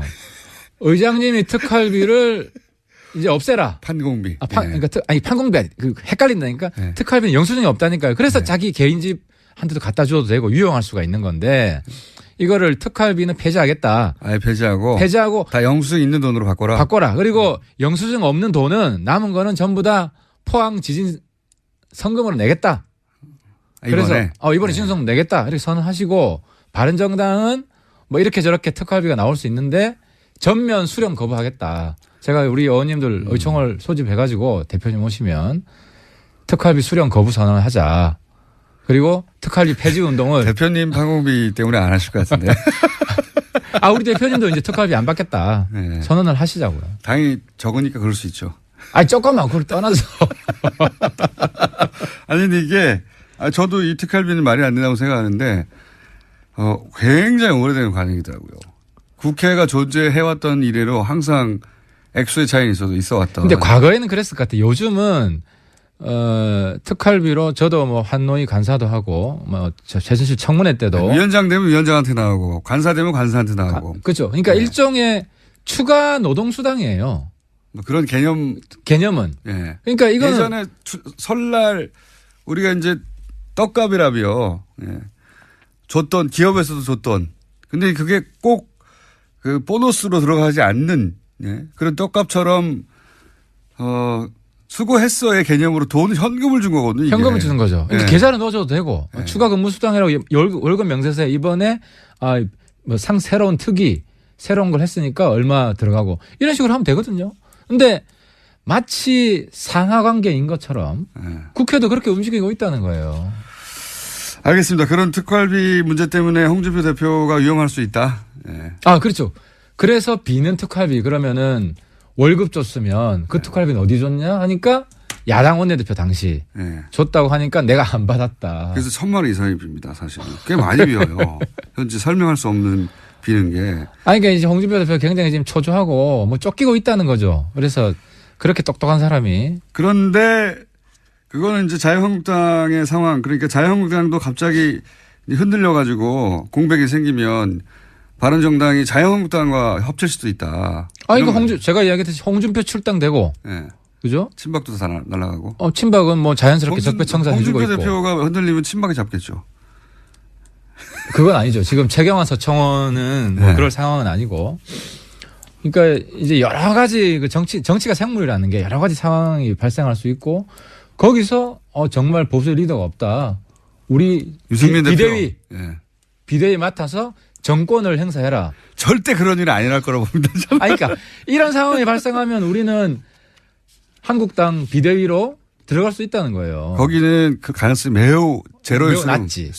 제로일 수능하는데. 근데 홍준표가 날아갈 가능성은 전 낮지 않다고 봅니다. 여러 가지 대법원. 홍준표 대표가 혹여 그런 일이 벌어지더라도 바른정당 들어와서 비대위를 니네가 해라. 이건 뭐 본인이 먼저 날아가는데 그때는 본인의 목소리. 그런 일은 안 벌어질 거라고 근데 제가 지금 말씀드리고 싶은 것은. 근데 국민의당은 지금 사실 끝장 토론이라고 할 만큼 세력도 크고 큰 세력 둘이 부딪혔고 한쪽에서는 뭐 탈당이니 분당이니 심리적 분당이니 이런 얘기가 이미 나온 상태잖아요. 그러니까 아무튼 한쪽이 이렇게 나갔어요 만약에. 그러면 20명 이상이 나갔다. 예. 먼저 나갔으면은 그러면은 남은 사람들끼리는 편하죠, 이야기가. 근데 그러니까요. 문제는 제 말이 뭐냐면 그겁니다. 그런 걸 그리는 게 아닌가. 그게 아니라는 거예요. 안철수 대표는 바른정당은 제가 볼 아니더라도 때는 예. 우리랑 비슷한 문제인데 예. 바른정당과 국민의당 둘 다 양당 환원론자가 있는 거예요. 예. 그냥 뭐 소선거구제고 하니까 뭐 이쪽 한국당으로 모여라. 예. 그러니까 박지원 대표도 보면 한국당 제발 좀 가줘. 우리 민주당 가고 싶어. 이게 실제 본마음이 아니냐. 물론 박지원 대표는 100% 그러진 않을 거예요. 근데 다른 몇 분들은 민주당으로 가고 싶은 명분을 자꾸 그러니까 예를 들어 오늘 제가 예. 우리는 바로 합당하겠다라고 하면은 안철수, 하태경, 유승민 간의 합당 모종의 음모가 진행되고 있다. 우리는 이걸 막기 위해서 이제 탈당해가지고 이제 새로운 민주 세력을 그죠? 호남 정통 민주 세력을 우리가 뭐 구출하겠다. 이런 명분을 자꾸 찾으려고 하는 것 같아요. 그래서 그 명분을 안 주려고. 안 주려고 하는 게 아니라 예. 박수 받지 않고 시너지가 없는데 왜 합니까? 안 그래도 쪼그라들었는데 우리는 더 쪼그라드는 이제 더 이상 우리 내려갈 데가 없어요. 자, 그러면은 국민의당과 당대당 통합을 만약에 할 수 있다면 어떤 전제 조건이 있어야 되는 겁니까? 20명 이상 영원한 국민 20명 이상 탈당? 주민들이 네. 박수 쳐주면은 우리 할 수 있어요. 영원한 주민들이 박수 안 쳐줍니다, 지금은. 아니, 네. 여론조사를 보면 네. 호남 보더라도 호남의 지금 민주당 지지가 한 7, 80% 되죠. 그 정도 되겠죠, 뭐. 그죠. 네. 그런데 바른정당 합당에 찬성하는 게 한 37, 8%. 네. 반대하는 게 한 45% 되더라고요. 그거는 국민의당의 권리당원을 대상으로 하는 아니. 여론조사예요. 국민의당 권리당원은 네. 한 50%가 바른정당 합당 찬성이고 네. 민주당 합당이 한 10몇 프로예요. 그러니까 호남의 여론이 그 바른정당에 대해서 그렇게 나쁘지 않아요. 이건 제가 체감하는데 한번 제가 KTX 타고 광주 내려갔는데 제가 잤거든요. 개의치 않는 거겠죠. 아니 제가 당이 작아져가지고.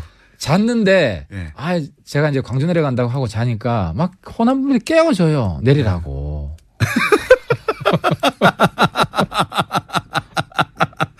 그거는 의원님이 바보같이 자고 있으니까 깨운 아니, 거를 호남의 바른정당에 대한 호감으로. 친절하게 해주고 그러니까 이 막 음료수도 갖다 주고 하면 이거 좀 드시라고.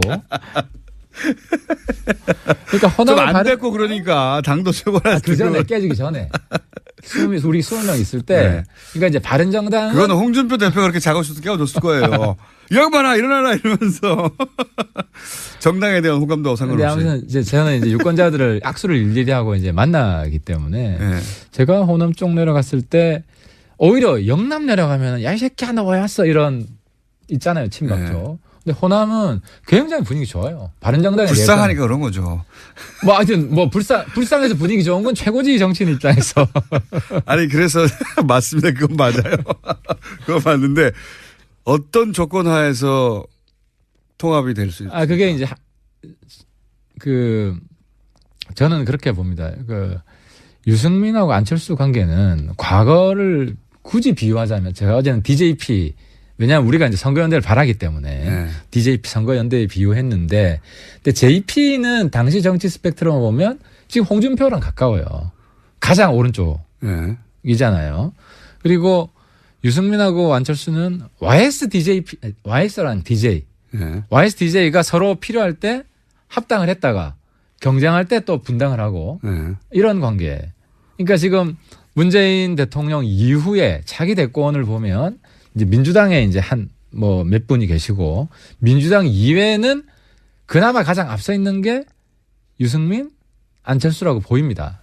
제가 볼 때는 보이고 그래서 이 두 분은 어쨌든 대안이 없어요. 제가 볼 땐.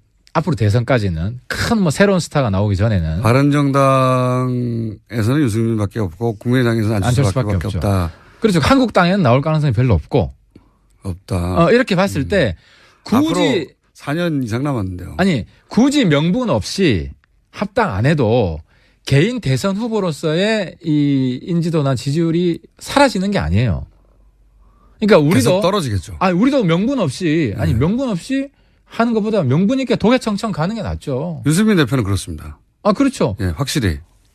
그러니까 유승민 대표는 선거연대까지만 하더라도 유승민 대표 잃을 게 별로 없다. 우리는 충분히 얻을 거 얻는다는 거죠. 근데 선거연대도 안 될까 봐 제가 박지원 전 대표님한테 사실 선거 연대까지는 하자. 그죠. 그건 필요한 거 아니냐. 민주당 안 갈 거면 민주당이 후보 안 될 것도 아니고 선거 연대까지는 하자는 거죠. 그리고 그 이후의 상황은 국민한테 맡기자는 거죠. 그러면 바른정당의 핵심 지도부의 본심은 선거 연대까지만 가자 이겁니까 일단은? 그건 반드시 하자. 거기까지는 반드시 하자. 반드시 하자. 통합까지는 너무 길도 멀고. 아니 근데 통합은 이게 시너지가 날 수도 있지만 오히려 안 좋을 수도 있다는 거죠. 과정이 어떻게 되냐에 따라서. 과정에 따라서. 무리하지 말자. 그렇죠. 네. 이걸 굳이 무리해서 합당하다가 자연스럽게 온다면 할 수도 있다. 그렇죠. 그건 네. 굉장히 순리대로 명분 순리대로 있게. 갈 일이 지금 없는 상황 아닙니까? 그러니까 지금 저런 상황에서 우리가 뭐 국당 분당을 우리가 촉진시키려고 하태경이 국민의당 파괴조 역할을 안 하겠다는 거죠. 그래서 제가 지난번에 선거 연대까지도 안 될까 봐. 아니 박지원 대표 제가 비판한 거는 박지원 대표는 자꾸 바른정당 파괴조 역할을 하시는 거 아니냐.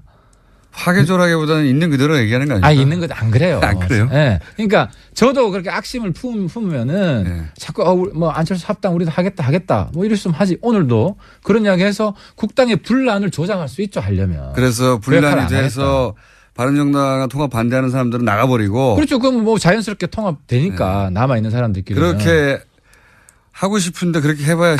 그렇게 해봐야 정치적으로 우리한테 득될 것도 없고 우리 바른정당의 새로운 개혁보수 스타일도 아니고 그 완전히 옛날 공작 구태 이런 정치잖아요. 네. 그 정도 영향이 없어서 그런 건 아니고요. 제가 한마디 하면 또 이 유승민 마음이다 이렇게 해가지고 또 막 하겠죠.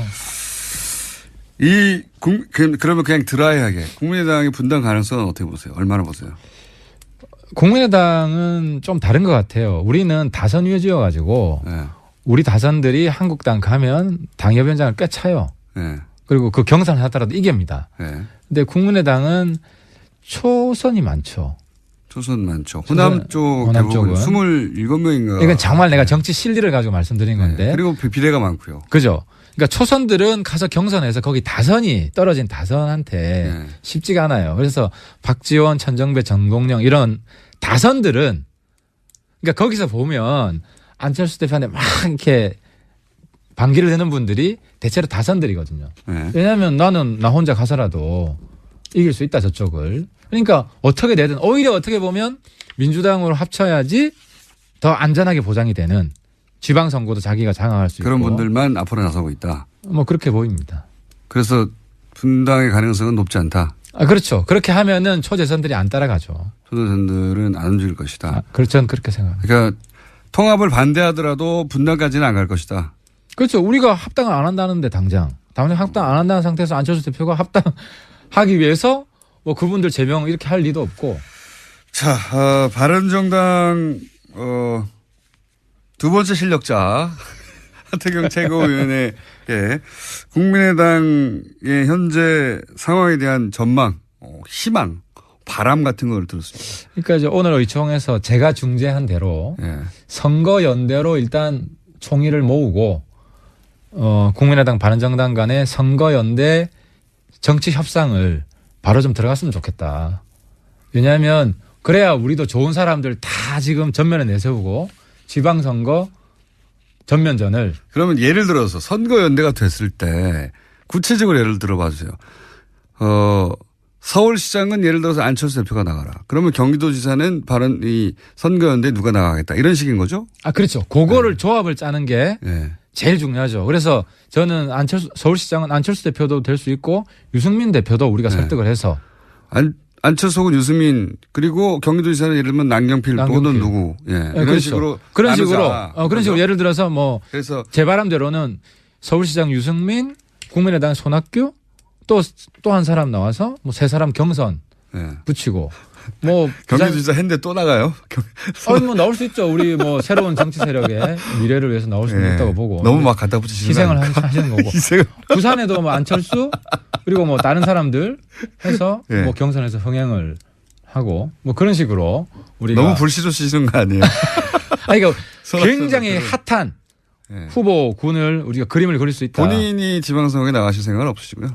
저는 일단 그림을 딱 그리고 예. 저도 필요하면 저도 헌신할 생각이 있죠. 근데 지금은 예. 중앙의 역할을 할 분이 필요하고 의원직을 유지한 채 나가시려고 그러는 거죠? 아니 하태하태는 어쨌든 중앙 정치를 좀 해야 된다는 게 대부분 제 주변 사람들의 어디 나가도 안 될 것 같으니까. 지방은 자, 이것이 바른정당이 바라보는 현재 국민의당 사태에 대한 시각입니다. 오늘 여기까지 하고요.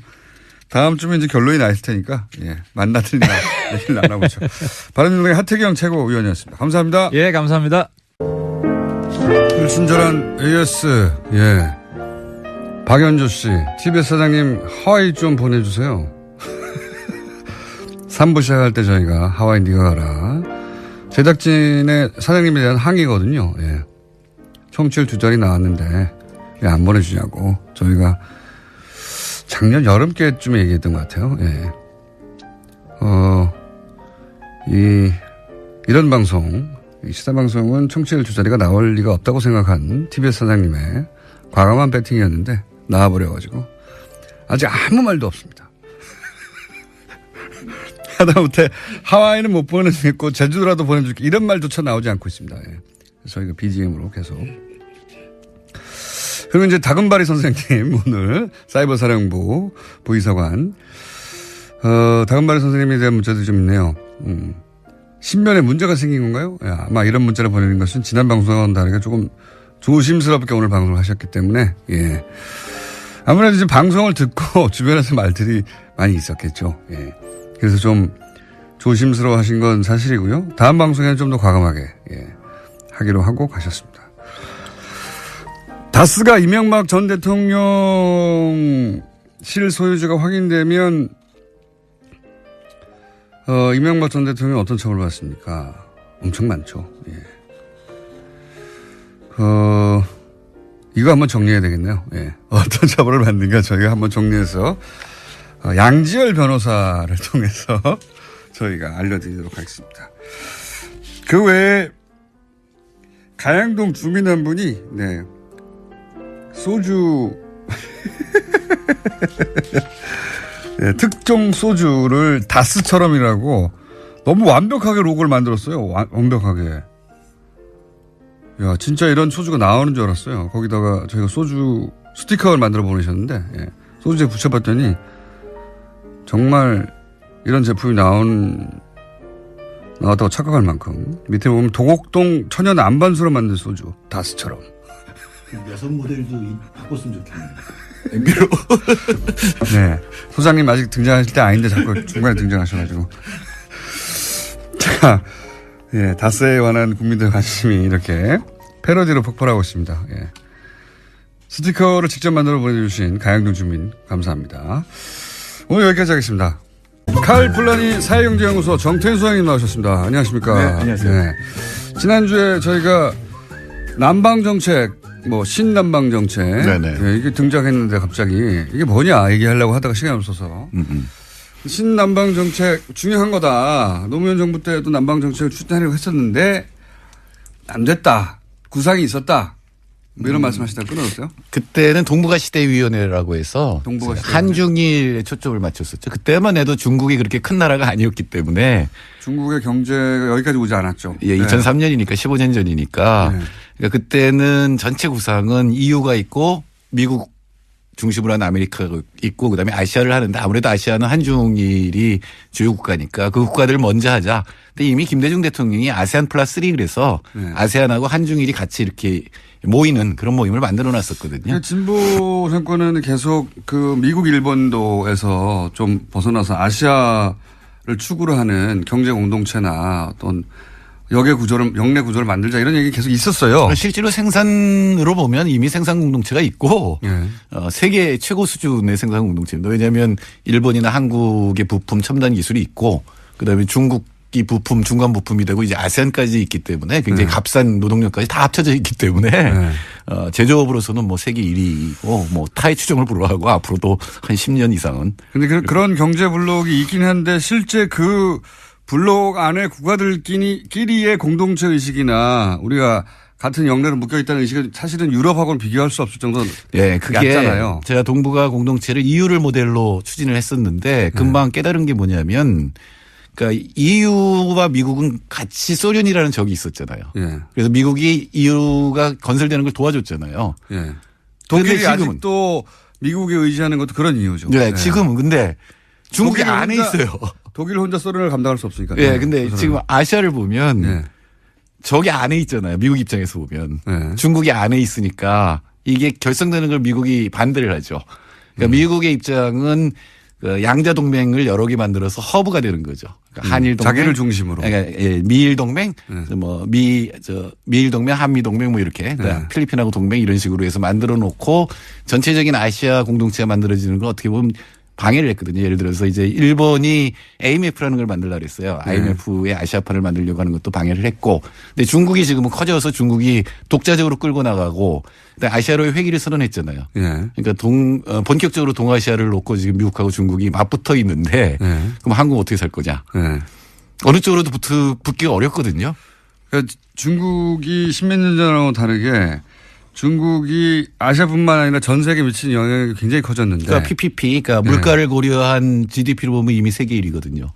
그런 중국이 이제 아시아 경제권을 묶어서 자기가 과거 미국이 그랬듯이 아시아 경제권은 중국 중심으로 재편하겠다. 네. 그거를 미국이 계속 해방 넣어왔는데 그럼 한국은 어떻게 할 거냐 이런 얘기죠. 그렇죠. 그러니까 모델링 스루라고 해서 그럭저럭 사이를 가고 있는데 그거보다는 사실은 중국하고 미국을 빼면 다 똑같은 입장이잖아요. 그렇죠. 중국 편 들을 수도 없고 미국 편 들을 수도 없고.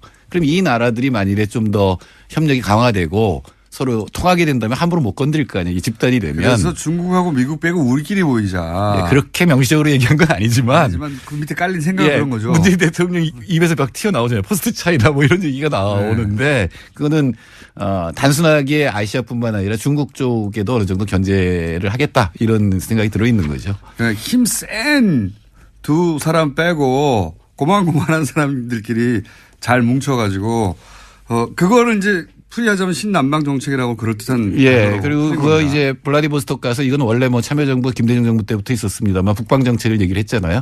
그럼 쭉 연결하면 러시아부터 남북한 아세안 그다음 인도까지 연결이 되는 그러니까 종축이 생겨나는 게 되겠죠. 그러니까 이제 중국이 1대1로라고 세계를 좌우로 쫙 연결해서 자기가 중국 중심 한가운데 있는 그림을 그렸듯이 우리는 이제 거기 대항한다기보다는 우리 나름의 그림을 그린 게 이제 위로부터 아래로 쭉 연결되는 그림을 그린 거에 그러니까 그 부분이 가령 이제 자꾸 남차이나 남중국해에서 분쟁이 일어나는 이유는 인도양에서 배가 오잖아요. 그러니까 아랍 쪽거나 다 인도양에서 배가 오면 말레카 해협을 지나가게 돼 있어요. 그럼 거기 베트남, 필리핀 막 이렇게 있잖아요. 그래서 결국은 일본하고 부딪히는 데까지 지나서 오게 되니까 이 해양 분쟁이 계속 일어나니까 아세안 국가 입장에서도 그냥 중국이 들어갈 수는 없고 또 옛날에 중국한테 지배를 받았었기 때문에 그러니까 사실은 미국하고 중국 사이에서 균형을 이루는 거를 아세안이 굉장히 잘한 편입니다. 그러니까 아세안이 특징이 있는 게 10나라잖아요. 업스바까지 12나라인데 헤게모니 국가는 없잖아요. 과거의 식민지를 다 겪어서 그런 걸 굉장히 싫어해요. 물론 이제 인도네시아가 크긴 큰데 근데 헤게모니 국가 없이 연합을 굉장히 오랫동안 유지해왔거든요. 그래서 어떻게 보면은 국제관계에서 새로운 모델로 보는 학자들도 있습니다. 실제 이 지역의 경제 규모도 굉장히 크게 성장했죠. 그렇죠. 6억 3천만 명에 한 2조 5천억 달러니까 한 4천 달러 정도. 근데 PPP로 하면 7천 달러 정도 됩니다. 1인당 GDP가. 근데 우리의 경험을 보면 1인당 GDP가 한 5천 넘어가면은 이게 경제 비약을 해요. 도약을 합니다. 그전까지 사실은 경제하려는 마음도 별로 없이 있다가 이제 어느 정도 부가 쌓이면서 비약을 하는데 제가 보기엔 아세안도 그런 단계에 도달한 게 아니냐. 그러니까 인도 아세안이 굉장히 빨리 중국처럼 빨리 클 가능성이 굉장히 높습니다. 우리가 이제 모르겠습니다. 지금 20대는 잘 모르겠지만 한 15년 전, 20년 전으로 되돌아가 보면 중국을 굉장히 무시했어요. 그랬죠. 경제적으로도 무시하고 무시했고. 실제로 중국에 가보면 이 건물들이 크긴 큰데 어딘가 엉성했거든요.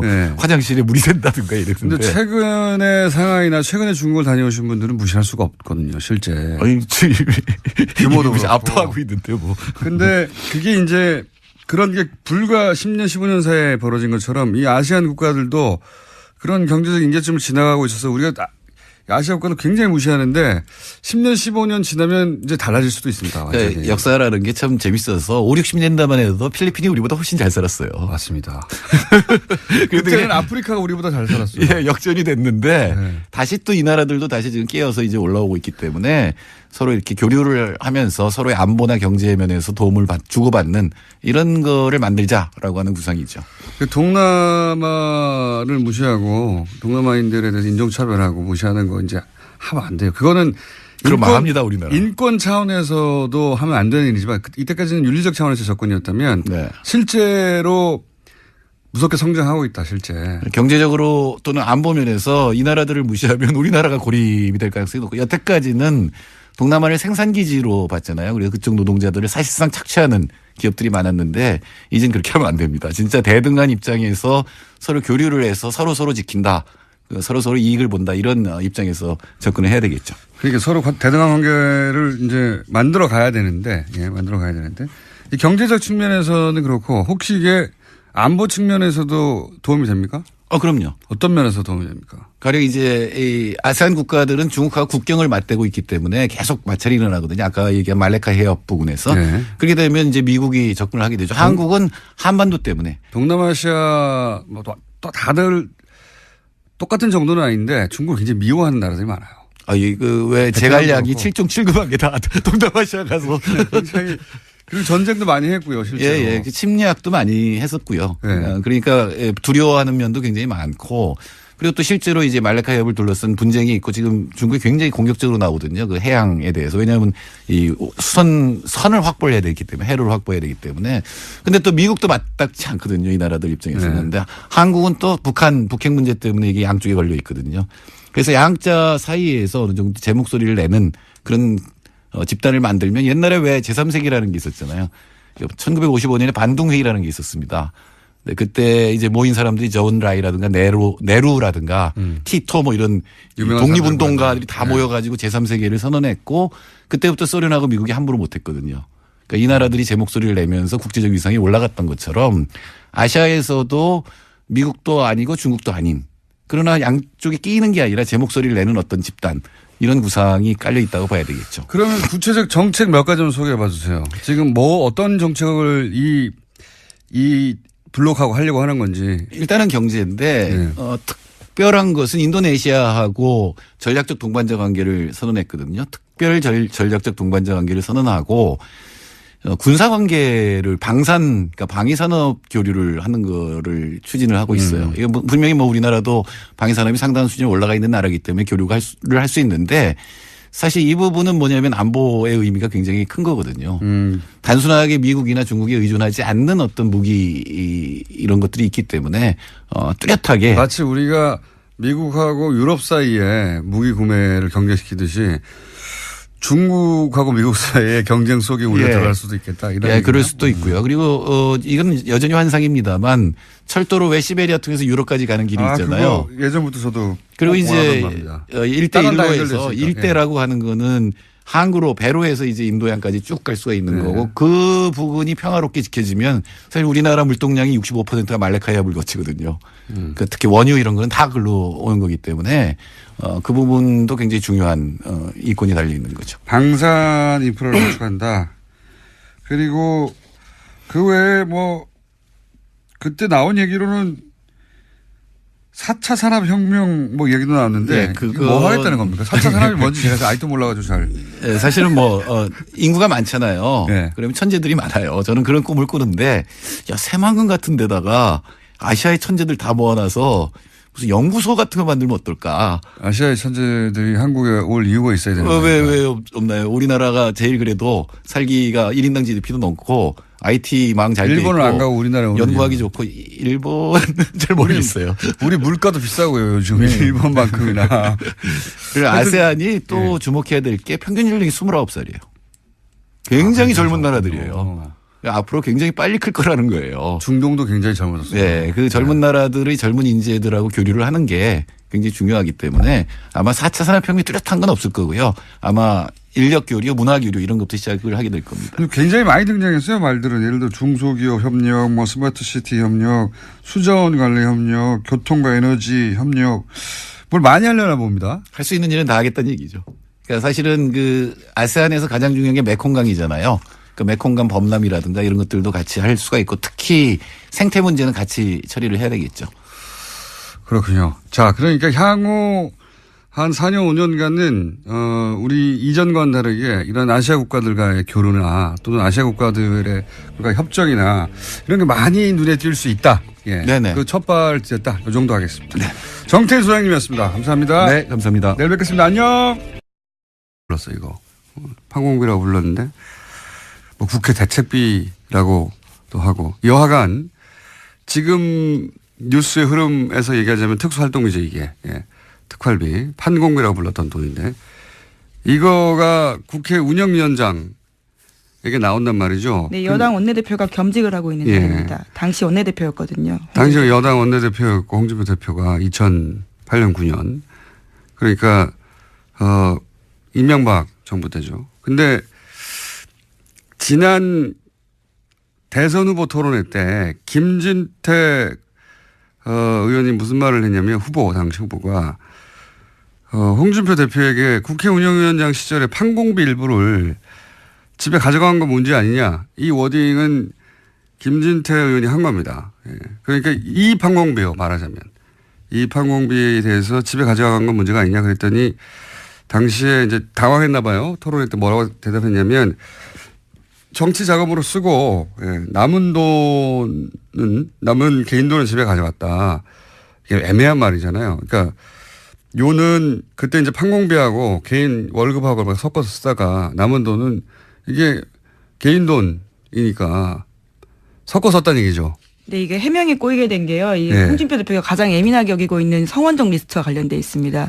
2015년 당시의 일에 대해서 해명하면서 처음부터 그렇죠. 발이 꼬였거든요. 왜냐하면은 지금 1억 2천 그때 당시 이제 그 대선 후보 출마하면서 기탁금 1억 2천이 어디서 났느냐. 그 돈이 어떻게 마련되어 있느냐를 해명을 하던 와중에 끝에 이 얘기가 나오거든요. 그러니까 국회 운영위원장 시절에 판공비 일부를 유용한 게 아니냐는 의혹은 당내에 있었나 봐요. 그러니까 거의 8, 9년 지난 다음에 그 얘기가 나왔겠죠. 어쨌든 이 특활비 문제가 다시 논란이 되니까 그로부터 7개월, 8개월 있다가 이제 페이스북에 올린 내용이 뭐냐면 한 4, 5천 나오는데 그중에 정책위 의장에게 정책개발비로 1,500만 원을 주고 원내 행정국에 700만 원을 주고 원내 부대표단에게 10명에게 격월로 100만 원씩 주고 그러면 매월 500만 원 썼다는 얘기거든요. 이렇게만 하고 나면 이 합이 2,700밖에 안 돼요. 그러면 1,300만 원, 5천만 원이면 2,300만 원이 비는 겁니다. 그 비는 거를 메우려고 하다 보니까 야당 원내대표들에게 줬다. 라고 얘기를 했는데 야당 원내대표였던 당시 원혜영 의원이 나는 못 받았다 해버리니까 돈이 비는 겁니다. 지금 1,000만 원 이상이 매달. 그래서 이 말과 대선 후보 토론회 때 이야기가 다시 이렇게 맞물리게 된 거예요. 이 얘기를 왜 안 하나 모르겠는데 그러니까 이 이야기는 단순히 지금 판공비 중에 일부를 원내대표한테 줬는데 못 받았다고 한다가 아니라 그 남은 돈을 집으로 가져간 게 문제가 아니냐는 6개월, 7개월 전에 대선 후보 토론 때 김진태 의원의 지적하고 맞물려서 남은 돈을 집으로 가져갔나 하는 의혹이 생기게 되는 이거 제가 보기에는 큰 문제가 될 수 있을 것 같습니다. 아마 7개월, 8개월 전 얘기가 생각이 안 나서 아직 기사화가 안 된 것 같은데 기자들이 곧 묻게 될 것 같아요. 이 문제는 위기입니다. 홍준표 대표. 다음 뉴스는요. 네, 한겨레 21이 2012년 12월 국정원 댓글 사건이 발각된 직후에 국정원과 경찰 핵심 인물 10명이 전화와 문자를 주고받은 내역을 입수해서 분석했습니다. 이들은 12월 11일부터 엿새 동안 휴대전화 번호 14개를 사용했는데요. 그런 다음 서로 다른 500개가 넘는 번호를 통해서 총 3,300여 번 가까이 연락을 주고받았습니다. 분석한 결과에 따르면 예상대로 국정원, 경찰, 새누리당의 통화 내역이 나왔는데요. 여기에 새롭게 나온 게 있습니다. 청와대인데요. 이명박 정부의 청와대 시절에 여러 가지 통화를 했다라는 지점들이 나오는데 이와 관련되어 있는 인물들이 하금열 청와대 비서실장, 이달곤 청와대 정무수석, 이아무개 청와대 비서실장 선임행정관 등입니다.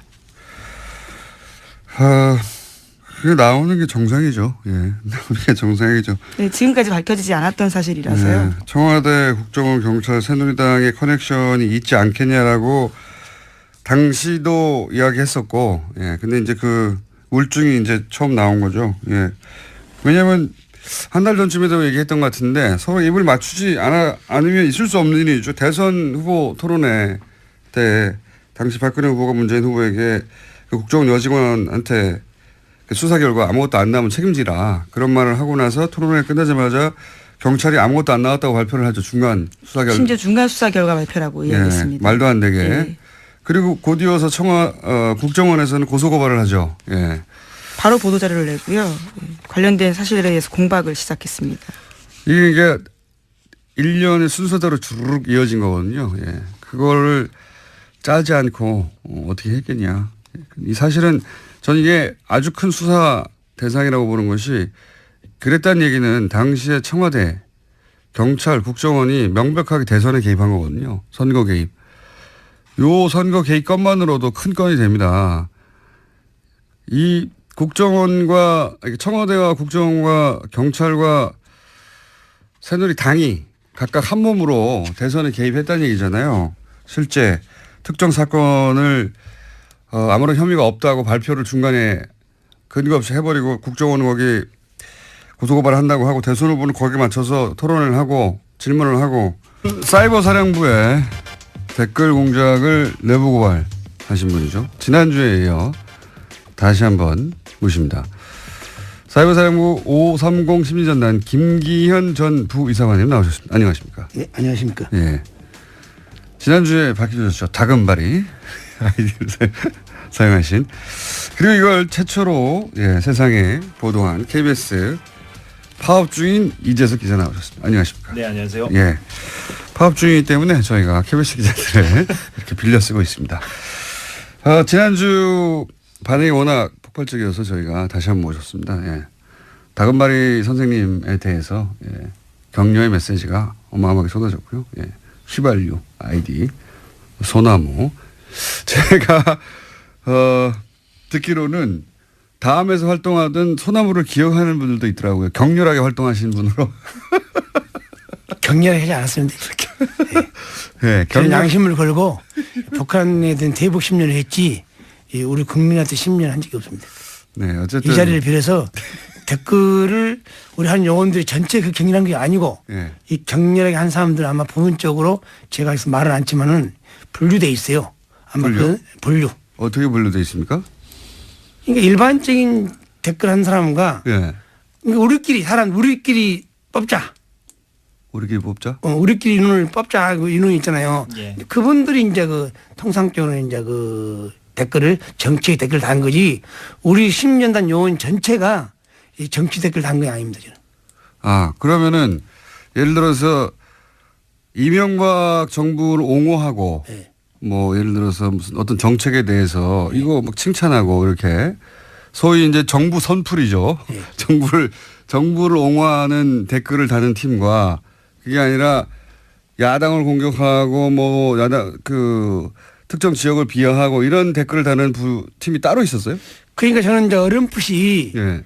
그 야당을 비하한다는 그 눈치를 채고 소문은 알았지만은 예. 저는 제가 안 하니까 아하. 그걸 모르죠. 통상적으로 그때 몰랐었는데. 우리가 어떻게 되냐면은 이 분포도가 있어요. 분포도. 심리도, 국방, 예. 군사, 어허. 안보, 예. 한미동맹, 예. 기타.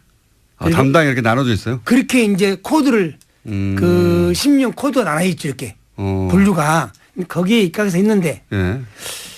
이 이제 사건 그 분류 들어가지 않는 정치팀이 있었다는 거죠. 그러니까 그것을 이제 아마도 그 당시는 이제 그 조직에서 소문이 예. 나오기는 저는 이제 경기를 하니까 예. 주로 정치 댓글은 그 이제 일단 별동네라나 별동대가 따로 있었다. 그런 용어이 많이 한다는 걸 들었는데 예. 저 수사를 보고 나서 이제 알았죠. 터지고 나서니까. 근데 그 일부 요원들은 그야말로 정책 측면 지원을 한 거이지 야당한테 그 뭐 비한다든가 특정 정치를 비한다는 저는 몰랐어요, 솔직히. 그때는 당시에는 모르셨고 네. 별도의 팀이 존재했다. 네. 그런데 나중에 보니까 팀이 존재했다. 그래서 소문이 있었는데 소문이 있었는데 그 사람들은 따로 뽑았다고 말씀하시는 아니, 거군요. 뽑는 것이 아니고 거기 안에 내에서도 성분을 분류를 이제 하는 거죠. 약간 일단 뽑아놓고 성부를 이제 직원이 이제 우리가 처음에 출발할 때는 60명 출발했으니까 이제 거기 보강될 때도 쭉 보면 들어온 걸 따라서 이제 인원의 성향을 좀 분석하는 거죠. 저 사람 반항성이 있다, 없다. 사이버 사령부 내에 이 심리전단 안에서도 다시 성분 분석을 했다. 그래서 그 사람들에게만 이런 정치 댓글을 시켰다. 그렇죠. 그렇습니까? 그 보안을 유지하기 위해서. 그걸 어떻게 아셨어요?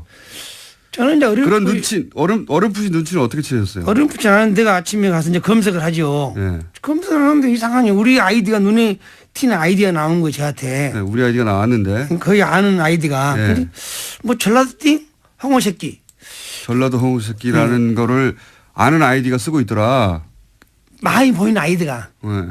이거 혹시 우리 요원들 아니나 그 의심을 맞았는데 여기 사건이 터지고 수사가 진행되니까 그걸 다 우리 요원들이 했더라고요. 그러니까 이제 매우 노골적인 그러니까 야당 정치인들을 비난하고 특정 지역을 비난하는 그런 매우 노골적인 아주 저질의 댓글을 다는 요원들은 아주 별도로 좀 관리가 돼 있었고 김 선생님 같은 경우는 일반적인 댓글 예를 들면 이제 제주 해군기지라든가 4대강이라든가 근데 이것도 하시면 안 됩니다. 엄밀히 얘기하면 그렇죠. 그것도 본인의 정체를 숨기고 이제 하신 거라서 군이 청와대 정책을 홍보하실 이유는 없어요. 없는데 표정이 또 저는 그래서 김 선생님도 이제 저한테 이제 고백하시기로는 본인도 이제 그 책임에서 자유로울 수 없다라고 이제 말씀을 하신 건데 그러나 다만 이제 분명히 해둘 것은 좀 구분이 좀 필요하고 또 김 선생님 같은 경우는 이제 아주 이제 논리적으로 이제 그런 어떤 국방부의 어떤 논리라든가 군의 논리를 이제 그 작업을 하신 거예요. 최초에도 정책 측면이라 했지만은 군사, 국방, 한미 군사 동맹 그런 내용만 정책 측면을 하는 거지 우리가 4대강이나 뭐 예교나 그런 정책 측면은 본래는 내용이 없었어요. 원래는 안 했는데 없는데 점점점 그런 게 들어왔으니까 그것이 보니까 점점 태색에 간 것을 이유를 보니까 계속 안녕하세요. 김호준입니다. 18세기 중엽 포르투갈 리스본에서 대지진이 있었습니다. 인구의 5분의 1이 사망한 이 대재앙은 만성절에 일어났고 신은 언제나 최선의 세계, 최선의 상태를 유지한다는 신정론을 기반한 세계관이 지배하던 그 시절 신학자들은 신의 분노를 이야기했습니다. 이에 사상가 볼테르는 죄 없는 사람들이 죽는 것이 어찌 신의 뜻이냐고 묻죠. 훗날 사가들은 이 리스본 대지진이 신의 징벌인가를 두고 당대 사상가들이 벌였던 논쟁을 근대의 시작이었다고 평합니다. 모든 것을 하늘의 뜻으로 받아들였던 시대에서 인간의 이성과 합리가 그 역할을 대신하는 시대로 그렇게 넘어간 거죠. 자유한국당 유호의 최고위원이 포항지진을 문정부에 대한 하늘의 준엄한 경고라고 했습니다. 류 최고위원은 포항 시민이 첨보를 받았다는 게 아니라 그런 말이 아니라고 해명을 했죠. 하지만 그 논리대로 해석을 하더라도 문재인 정부에 경고하느라 포항 시민이 재해를 당한 셈이 되는 건 마찬가지입니다. 이 발상이 대한민국 보수의 현 주소입니다. 대한민국 보수에게 근대는 아직도 제대로 오지 않았다. 김원준 생각이었습니다.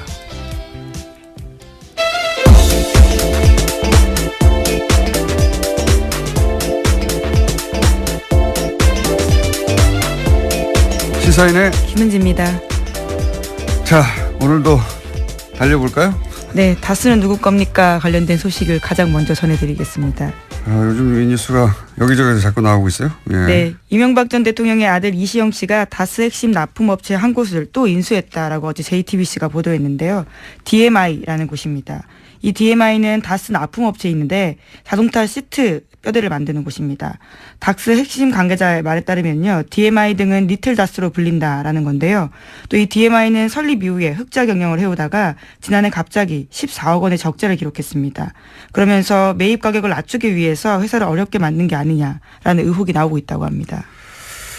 지난번과 마찬가지 케이스죠. 예. 네, 그렇죠. 한 번 전해드린 바가 있는데요. 네, 100만 원에 어떻게 600억짜리 다운을 매입했느냐. 알고 보니 100만 원에 매입했더라. 그냥 가져갔다는 얘기죠. 근데 계속 흑자를 내다가 바로 직전에 네, 인수 직전에요. 네, 적자를 기록했는데 이렇다는 얘기는 뒷거래를 했거나 아니면 일부러 적자가 나도록 다스에서 물량을 주지 않았거나 뭐 그런 케이스 중에 하나일 거라고. 근데 이제 결론은 똑같은 거죠. 결론은 다스가 이제 실소유주 논란을 펴을 수 없으니까 이시영 씨에게 비밀리에 승계 작업을 하던 것들이 지금 들키는 와중이다. 이렇게 볼 수 있는 거죠. 네, 핵심 협력 회사들을 통해서 우회해서 경영권을 넘겨주는 게 아니냐라고 전문가들이 의심하고 있습니다. 예전에 삼성 이건희 회장이 이재용 부회장에게 삼성 물려주기 위해서 이제 16억이었던가요 그때? 예. 굉장히 적은 돈이었죠. 예, 16억을 상대적으로. 한 번 주고 그 돈을 종잣돈으로 계속 불려서 전환사채나 이런 방식으로 결국은 이제 몇 조를 만들어서 삼성 전체를 먹게 하는 방법을 사용했는데 이게 크게 문제가 되니까 다른 재벌들은 다른 방법을 쓰기 시작했어요. 그중에 이제 지금 다스가 흉내내고 있는 것은 재벌 2세, 3세 혹은 뭐 4세에게 회사를 하나 세우게 한 다음에 그 회사에게 그 재벌에서 일감을 계속 몰아주죠. 그리고 인수합병을 통해서 등치를 계속 키워서 결국은 본사를 거꾸로 먹는 방식인데 왜냐하면 이렇게 하면 증여세를 피할 수가 있거든요. 예. 대표적으로 이 방식으로 거론되는 게 현대글로비스입니다. 예. 현대글로비스 예를 들어서 현대차, 기아차 수출하게 되면 그 운송 물량이 있을 거 아닙니까? 그 물량을 원래 다른 회사가 하던 거를 빼가지고 현대차, 기아차의 해외 수출 운송 물량의 절반 이상을 이제는 현대글로비스가 해요. 그러면 글로비스는 계속 주가가 올라가겠죠. 예. 그리고 그 오른 주가를 가지고 이제 합병을 하거나 주식 교환을 통해서 현대차의 지배 주주가 되어 간다. 뭐 이런 방식인데 재벌들이 많이 하는 방식입니다. 네, 이런 핵심 업체를 인수할 때요. 다스 본사에서 부장급 직원이나 이런 사람들이 나와서 실무 작업을 지휘했다라는 증언도 있습니다. 그리고 근데 인수가 끝나면 다시 다스로 돌아갔다라고 하는 건데요. 회사 이름을 바꾸거나 경영 목표를 결정하는 일 등에 있어서 다스 사람들이 직접적으로 관여했다라는 거죠. 직접적으로 관여했겠죠. 근데 문제는 뭐냐면 다스 이명박 전 대통령은 다스의 주식이 하나도 없거든요. 공식으로. 그런데 이 다스가 왜 이명박 대통령의 아들에게 승계되고 있느냐. 예. 당연히 실소유주 논란이 나올 수밖에 없고 그 실소유주는 물려받은 사람의 아버지가 실소유주일 수밖에 없으니까 이명박 전 대통령이 거론될 수밖에 없는 거죠. 예. 그런 이야기입니다. 네. 어제 JTBC 보도는 이명박 전 대통령이 실소유주 논란이 있는 다스가 이명박 대통령의 아들 이시영 씨에게 재벌들이 하는 방식으로 승계되고 있다. 그리고 그 승계 방식의 장점 중에 하나는 비밀리에 할 수도 있고. 지금 다 들켰습니다. 네, 지금 다 모조리 들켜간. 비밀이라고 하긴요. 비밀리에 상장을 하기 전에 이렇게 해서 나중에 상장을 하려고 했던 것 같아요. 예. 그런데 이제 그러면 상장하기 전에 비상장 회사에서 이런 일이 벌어지는 건 잘 알아내기 힘들거든요. 이 모든 건 사실은 140억 때문이에요. 이 140억을 포기했으면 이렇게까지 오기 힘들었습니다. 140억을 계속 파다 보니까 결국은 여기까지 나오게 된 겁니다. 네. 몇 년 전에 이 140억을 포기하지 못한 아버지의 끝없는 돈에 대한 욕망이 결국은 파국을 부를 것이다. 5년, 6년 전에 그런 말을 한 적이 있는데 그걸로 가고 있습니다. 자, 그런 뉴스고요. 두 번째 뉴스는 뭡니까? 네, 국정원 특수활동비 관련된 소식도 계속 전해드리고 있습니다. 검찰이 어제 관련된 혐의로요. 최경환 자유한국당 의원의 집과 사무실 압수수색했는데요. 국정원 특수활동비 1억 원 받았다라는 혐의입니다. 하지만 최 의원은 계속해서 이를 부인하고 있는데요. 어제 관련된 중요한 증언이 나왔습니다. 이현수 전 국정원 기조실장이 자기가 직접 돈을 줬다라는 건데요. 그러니까 배달 사고의 가능성을 일축한 겁니다. 동시에 자신과 함께 다른 국정원 직원도 함께 돈을 줬다라고 했기 때문에요. 자신은 돈을 전달하는 게 임무였고 그걸 안 할 수가 없었다라면서 배달 사고 가능성은 있을 수 없는 일이다라고 JTBC를 통해서 밝혔습니다. 뭐 배달 사고라고밖에 할 수 있는 말이 없는데 배달 사고일 수 없다는 정황과 증언들이 이제 계속 나오는 거고 이렇게 되면 또 이제 정치 공작이 아니라 정치 보복이라고 하겠죠. 이 보수 진영에서 정치 보복이라고 계속 주장하는데 이 프레임이 안 먹히고 있는데 계속 얘기해요. 사실 정치 보복심이 있다 이거거든요. 근데 보복심이 있다 없다 따지는 건 아무 의미가 없는 게 개개인들이 보복심이 있을 수도 있고 없을 수도 있어요. 근데 누가 그 마음을 꺼내서 판별할 수가 있습니까? 그래서 예전에는 그럴 수 없기 때문에 마구 질렀거든요. 누구 심령 수사들도 아니고. 근데 지금 이루어지는 수사가 공동체를 해치는 중대한 범죄가 있느냐. 그런 행위들이 있으면 입보도 처벌하는 거고요. 네, 법과 절차를 따라서 하고 있는 거죠. 없으면 미워도 처벌할 수 없는 거고요. 네, 영장은 다 법원에 통해서 나오고 있습니다. 그걸 다 구분할 수 있게 된 것이 현재 시민의 수준이거든요. 그러니까 저는 최근에 이제 보수 정당들이 여기 대응할 때 끊임없이 정치보복, 보수 정당뿐만 아니죠. 조중동도 계속 정치보복을 되뇌이는데 이게 안 통한다는 걸 몰라요. 모르는 것 같아요. 그게 이제 보수 정권 한 10여 년 하는 동안 지상파들도 자기 입맛대로 장악을 해서 본인들이 원하는 논리만 주류 미디어에 계속 등장하니까 자기들 프레임이 자기들 속아 넘어간 거예요. 그 10년 동안 일반 시민들은 사실은 굉장히 다변화된 미디어 플랫폼으로 스스로 뉴스 찾아보고 스스로 뉴스를 전파하고 그렇게 진화를 했는데 이 한 10여 년간 자기들을 보호할 거라고 생각하고 그렇게 장악하게 된 미디어 거기에 둘러싸여서 진화의 시간을 보수가 놓친 겁니다. 그러다 보니까 보수 정당에서 이럴 경우에 검찰도 계속 때리잖아요. 끊임없이 때리거든요. 그러니까 근데 지금 검찰은 청와대가 컨트롤해서 하명 수사하고 이런 게 아니란 말이죠. 지금 보면 여든 야든 민정수석도 잡잖아요. 국정원이든 검찰이든 걸리면 걸린 대로 다 족족 수사해버리겠다. 네, 정무수석. 아, 정무수석이죠. 예. 민정수석은 민정수석은 어제 국회에 왔습니다. 그렇군요. 예. 조국 민정수석, 정무수석, 네, 전명환 정무수석. 그러니까 이 10년간을 보수 정권을 겪으면서 검찰이 깨달은 거예요. 그러니까 문재인 정부를 맞이하면서 검찰이 깨달은 바, 이거 검찰의 방식인 거죠. 아, 여기서는 여든 야든 국정이든 검찰이든 무슨 청와대든 족족 다 수사해버리겠다. 근데 이제 과거에 하던 방식으로 정권의 부담이 되라고 조중동을 통해서 혹은 뭐 검찰의 부담을 느끼라고 계속 정치보복이라고 하는데 정치보복 하명수사 막 검찰도 공격하고 그런 얘기를 한다고 청와대가 부담 느끼지도 않고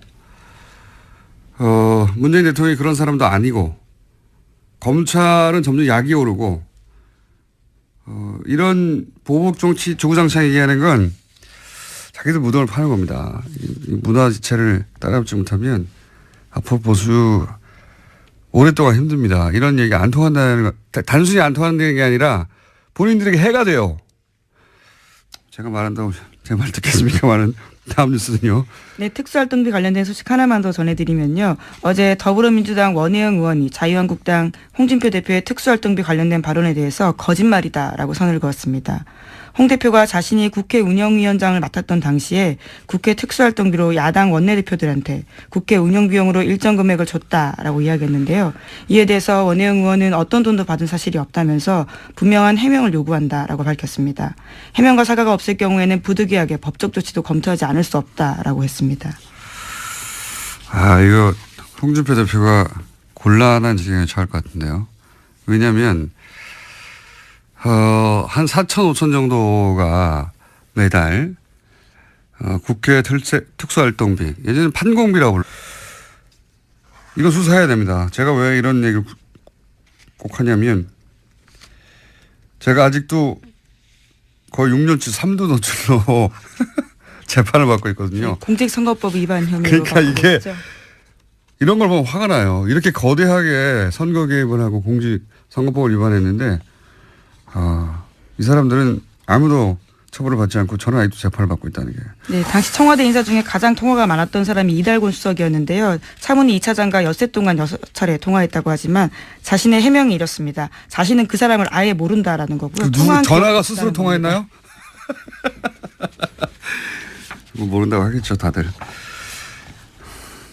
네. 자, 이거 수사해야 한다. 저는 강력하게 주장하는 바고요. 네, 재수사를 해야 된다는 말씀이신 거죠. 이미 한 번 수사를 해서 관련된 내용들을 경찰청, 서울경찰청 쪽 사람들은 뭐 혐의를 턴 적이 있거든요. 네, 공소시효도 끝나도 예. 사실 제가 주장한다고 될 일은 아닌데 저는 아직도 재판 받고 있어서 이거하고 비교할 수도 없는 일인데 자, 그건 그렇고 시간이 거의 다 돼가지고 너무 길게 얘기했네요.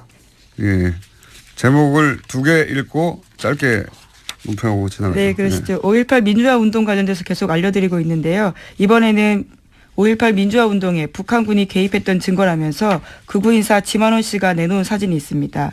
이와 관련해서 SBS가 보도를 했는데 지만원 씨가 주장했던 북한군 사람이라고 하는 것은 남한 시민이었다라고 하는 건데요. 하지만 이 사진첩은 기무사의 비공개 사진첩에 있었다라고 합니다. 이런 걸 보면 사실은 5.18 이 북한의 소행이었다고 하는 프레임, 이 프레임은 그냥 우발적으로 혹은 뭐 누군가 개인의 소신에 의해서 주장한 게 아니라 군 혹은 뭐 국정원 그 정보기관을 통해서 왜냐하면 박근혜 정부 시절에는 탈북자라고 정체를 모를 사람이 나와서 TV조선에서 종편에서 그런 주장을 많이 했습니다. 종편에서 그런 주장 되게 많이 했거든요. 예. 근데 그때 쓰였던 근거 자료로 하며 나왔던 사진이 이게 이제 기무사 비공개 사진첩에 있었다는 거 아닙니까? 그렇다는 얘기는 아마도 당시에 군이 찍은 사진, 뭐 보안사가 찍은 사진이 이 민간인에게 제공됐다는 건데 이거 뭐 지만원 씨가 기무사에 침투해가지고 뺐을 리도 없고요. 자신의 해명이 있는데요. 해당 사진은 언론사 데이터베이스에서 군 기록을 받았다. 변호사를 통해서 받았다라는 건데요. 어떤 언론사인지 변호인인지는 밝히지 않았습니다. 밝힐 수가 없겠죠. 언론사에 이게 없을 테니까 처음 나온 사진인데 그러니까 북한 사주서를 주장하는 게 단순히 개인의 혹은 뭐 한 사람의 극우 인사가 한 말이 아니라 이렇게 국가기관들이 끊임없이 그렇게 이명박 박근혜 시절에 유포하려고 했던 공작 중의 일부였다라고 저는 보고 이것도 역시 수사 대상이다. 수사 대상 너무 많아요. 지금 서울중앙지검이 수사를 꽉 차 있는 걸로 아는데 기억해뒀다가 제가 앞으로 한 1년 동안 계속 주장할 예정입니다. 예. 수사 대상이라고 하는 거 좀 기억해 주세요. 네, 국방부 5.18 특위 같은 경우에도 37년 만에 본 문서라고 하는데요. 예. 그것을 지만원 씨가 가지고 있었던 거죠. 말이 안 되는 거죠. 예. 5.18 단체에서도 모르던 사진을 어디서 언론사에서 샀습니까? 말도 안 되는 거죠. 또 있나요? 네, 트럼프 대통령 소식만 하나 전해드리겠는데요. 트럼프 대통령이 26일까지 추수감사절 휴가 보냅니다. 그래서 마라라고라는 리조트를 가게 되는데요. 오히려 참모들의 근심이 깊어지고 있다고 합니다. 또 협의되지 않은 트위터를 써서 오히려 문제가 생길까 걱정하고 있다는 겁니다. 트위터에 대해서는 그 참모진들이 인터뷰를 따로 몇 번 했어요. 예. 언론들이 계속 물어보니까 우리는 대통령을 팔로우하지 않는다. 그다음에 대통령 트위터대로 정책을 하는 건 아니다. 이런 해명을 여러 번 했어요. 여러 번 했는데 최근에도 그 풀려난 농구 선수를 공격해가지고 또 논란이 되지 그렇죠. 않았습니까? 예, 중국에서 명품을 훔쳐 체포됐다가 풀려났던 UCLA 농구 선수 있는데요. 그 선수들을 향해서 그냥 감옥에 뒀어야 된다라는 트윗을 올렸습니다. 왜냐하면 그 선수 중에 아버지 중 한 명이요. 트럼프 대통령 한 게 뭐냐 이렇게 이야기했거든요.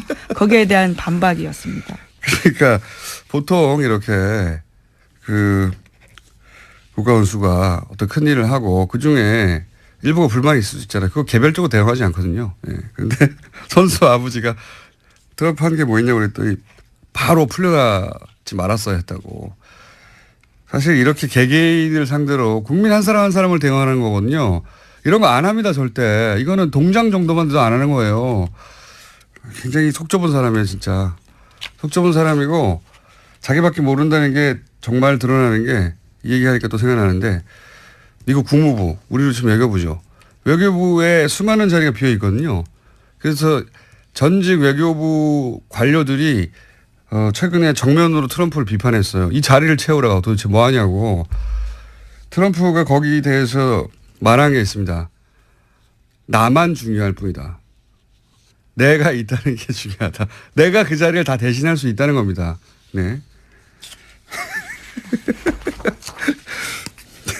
자, 여기까지 하겠습니다. 시사인의 김은지였습니다. 감사합니다. 네.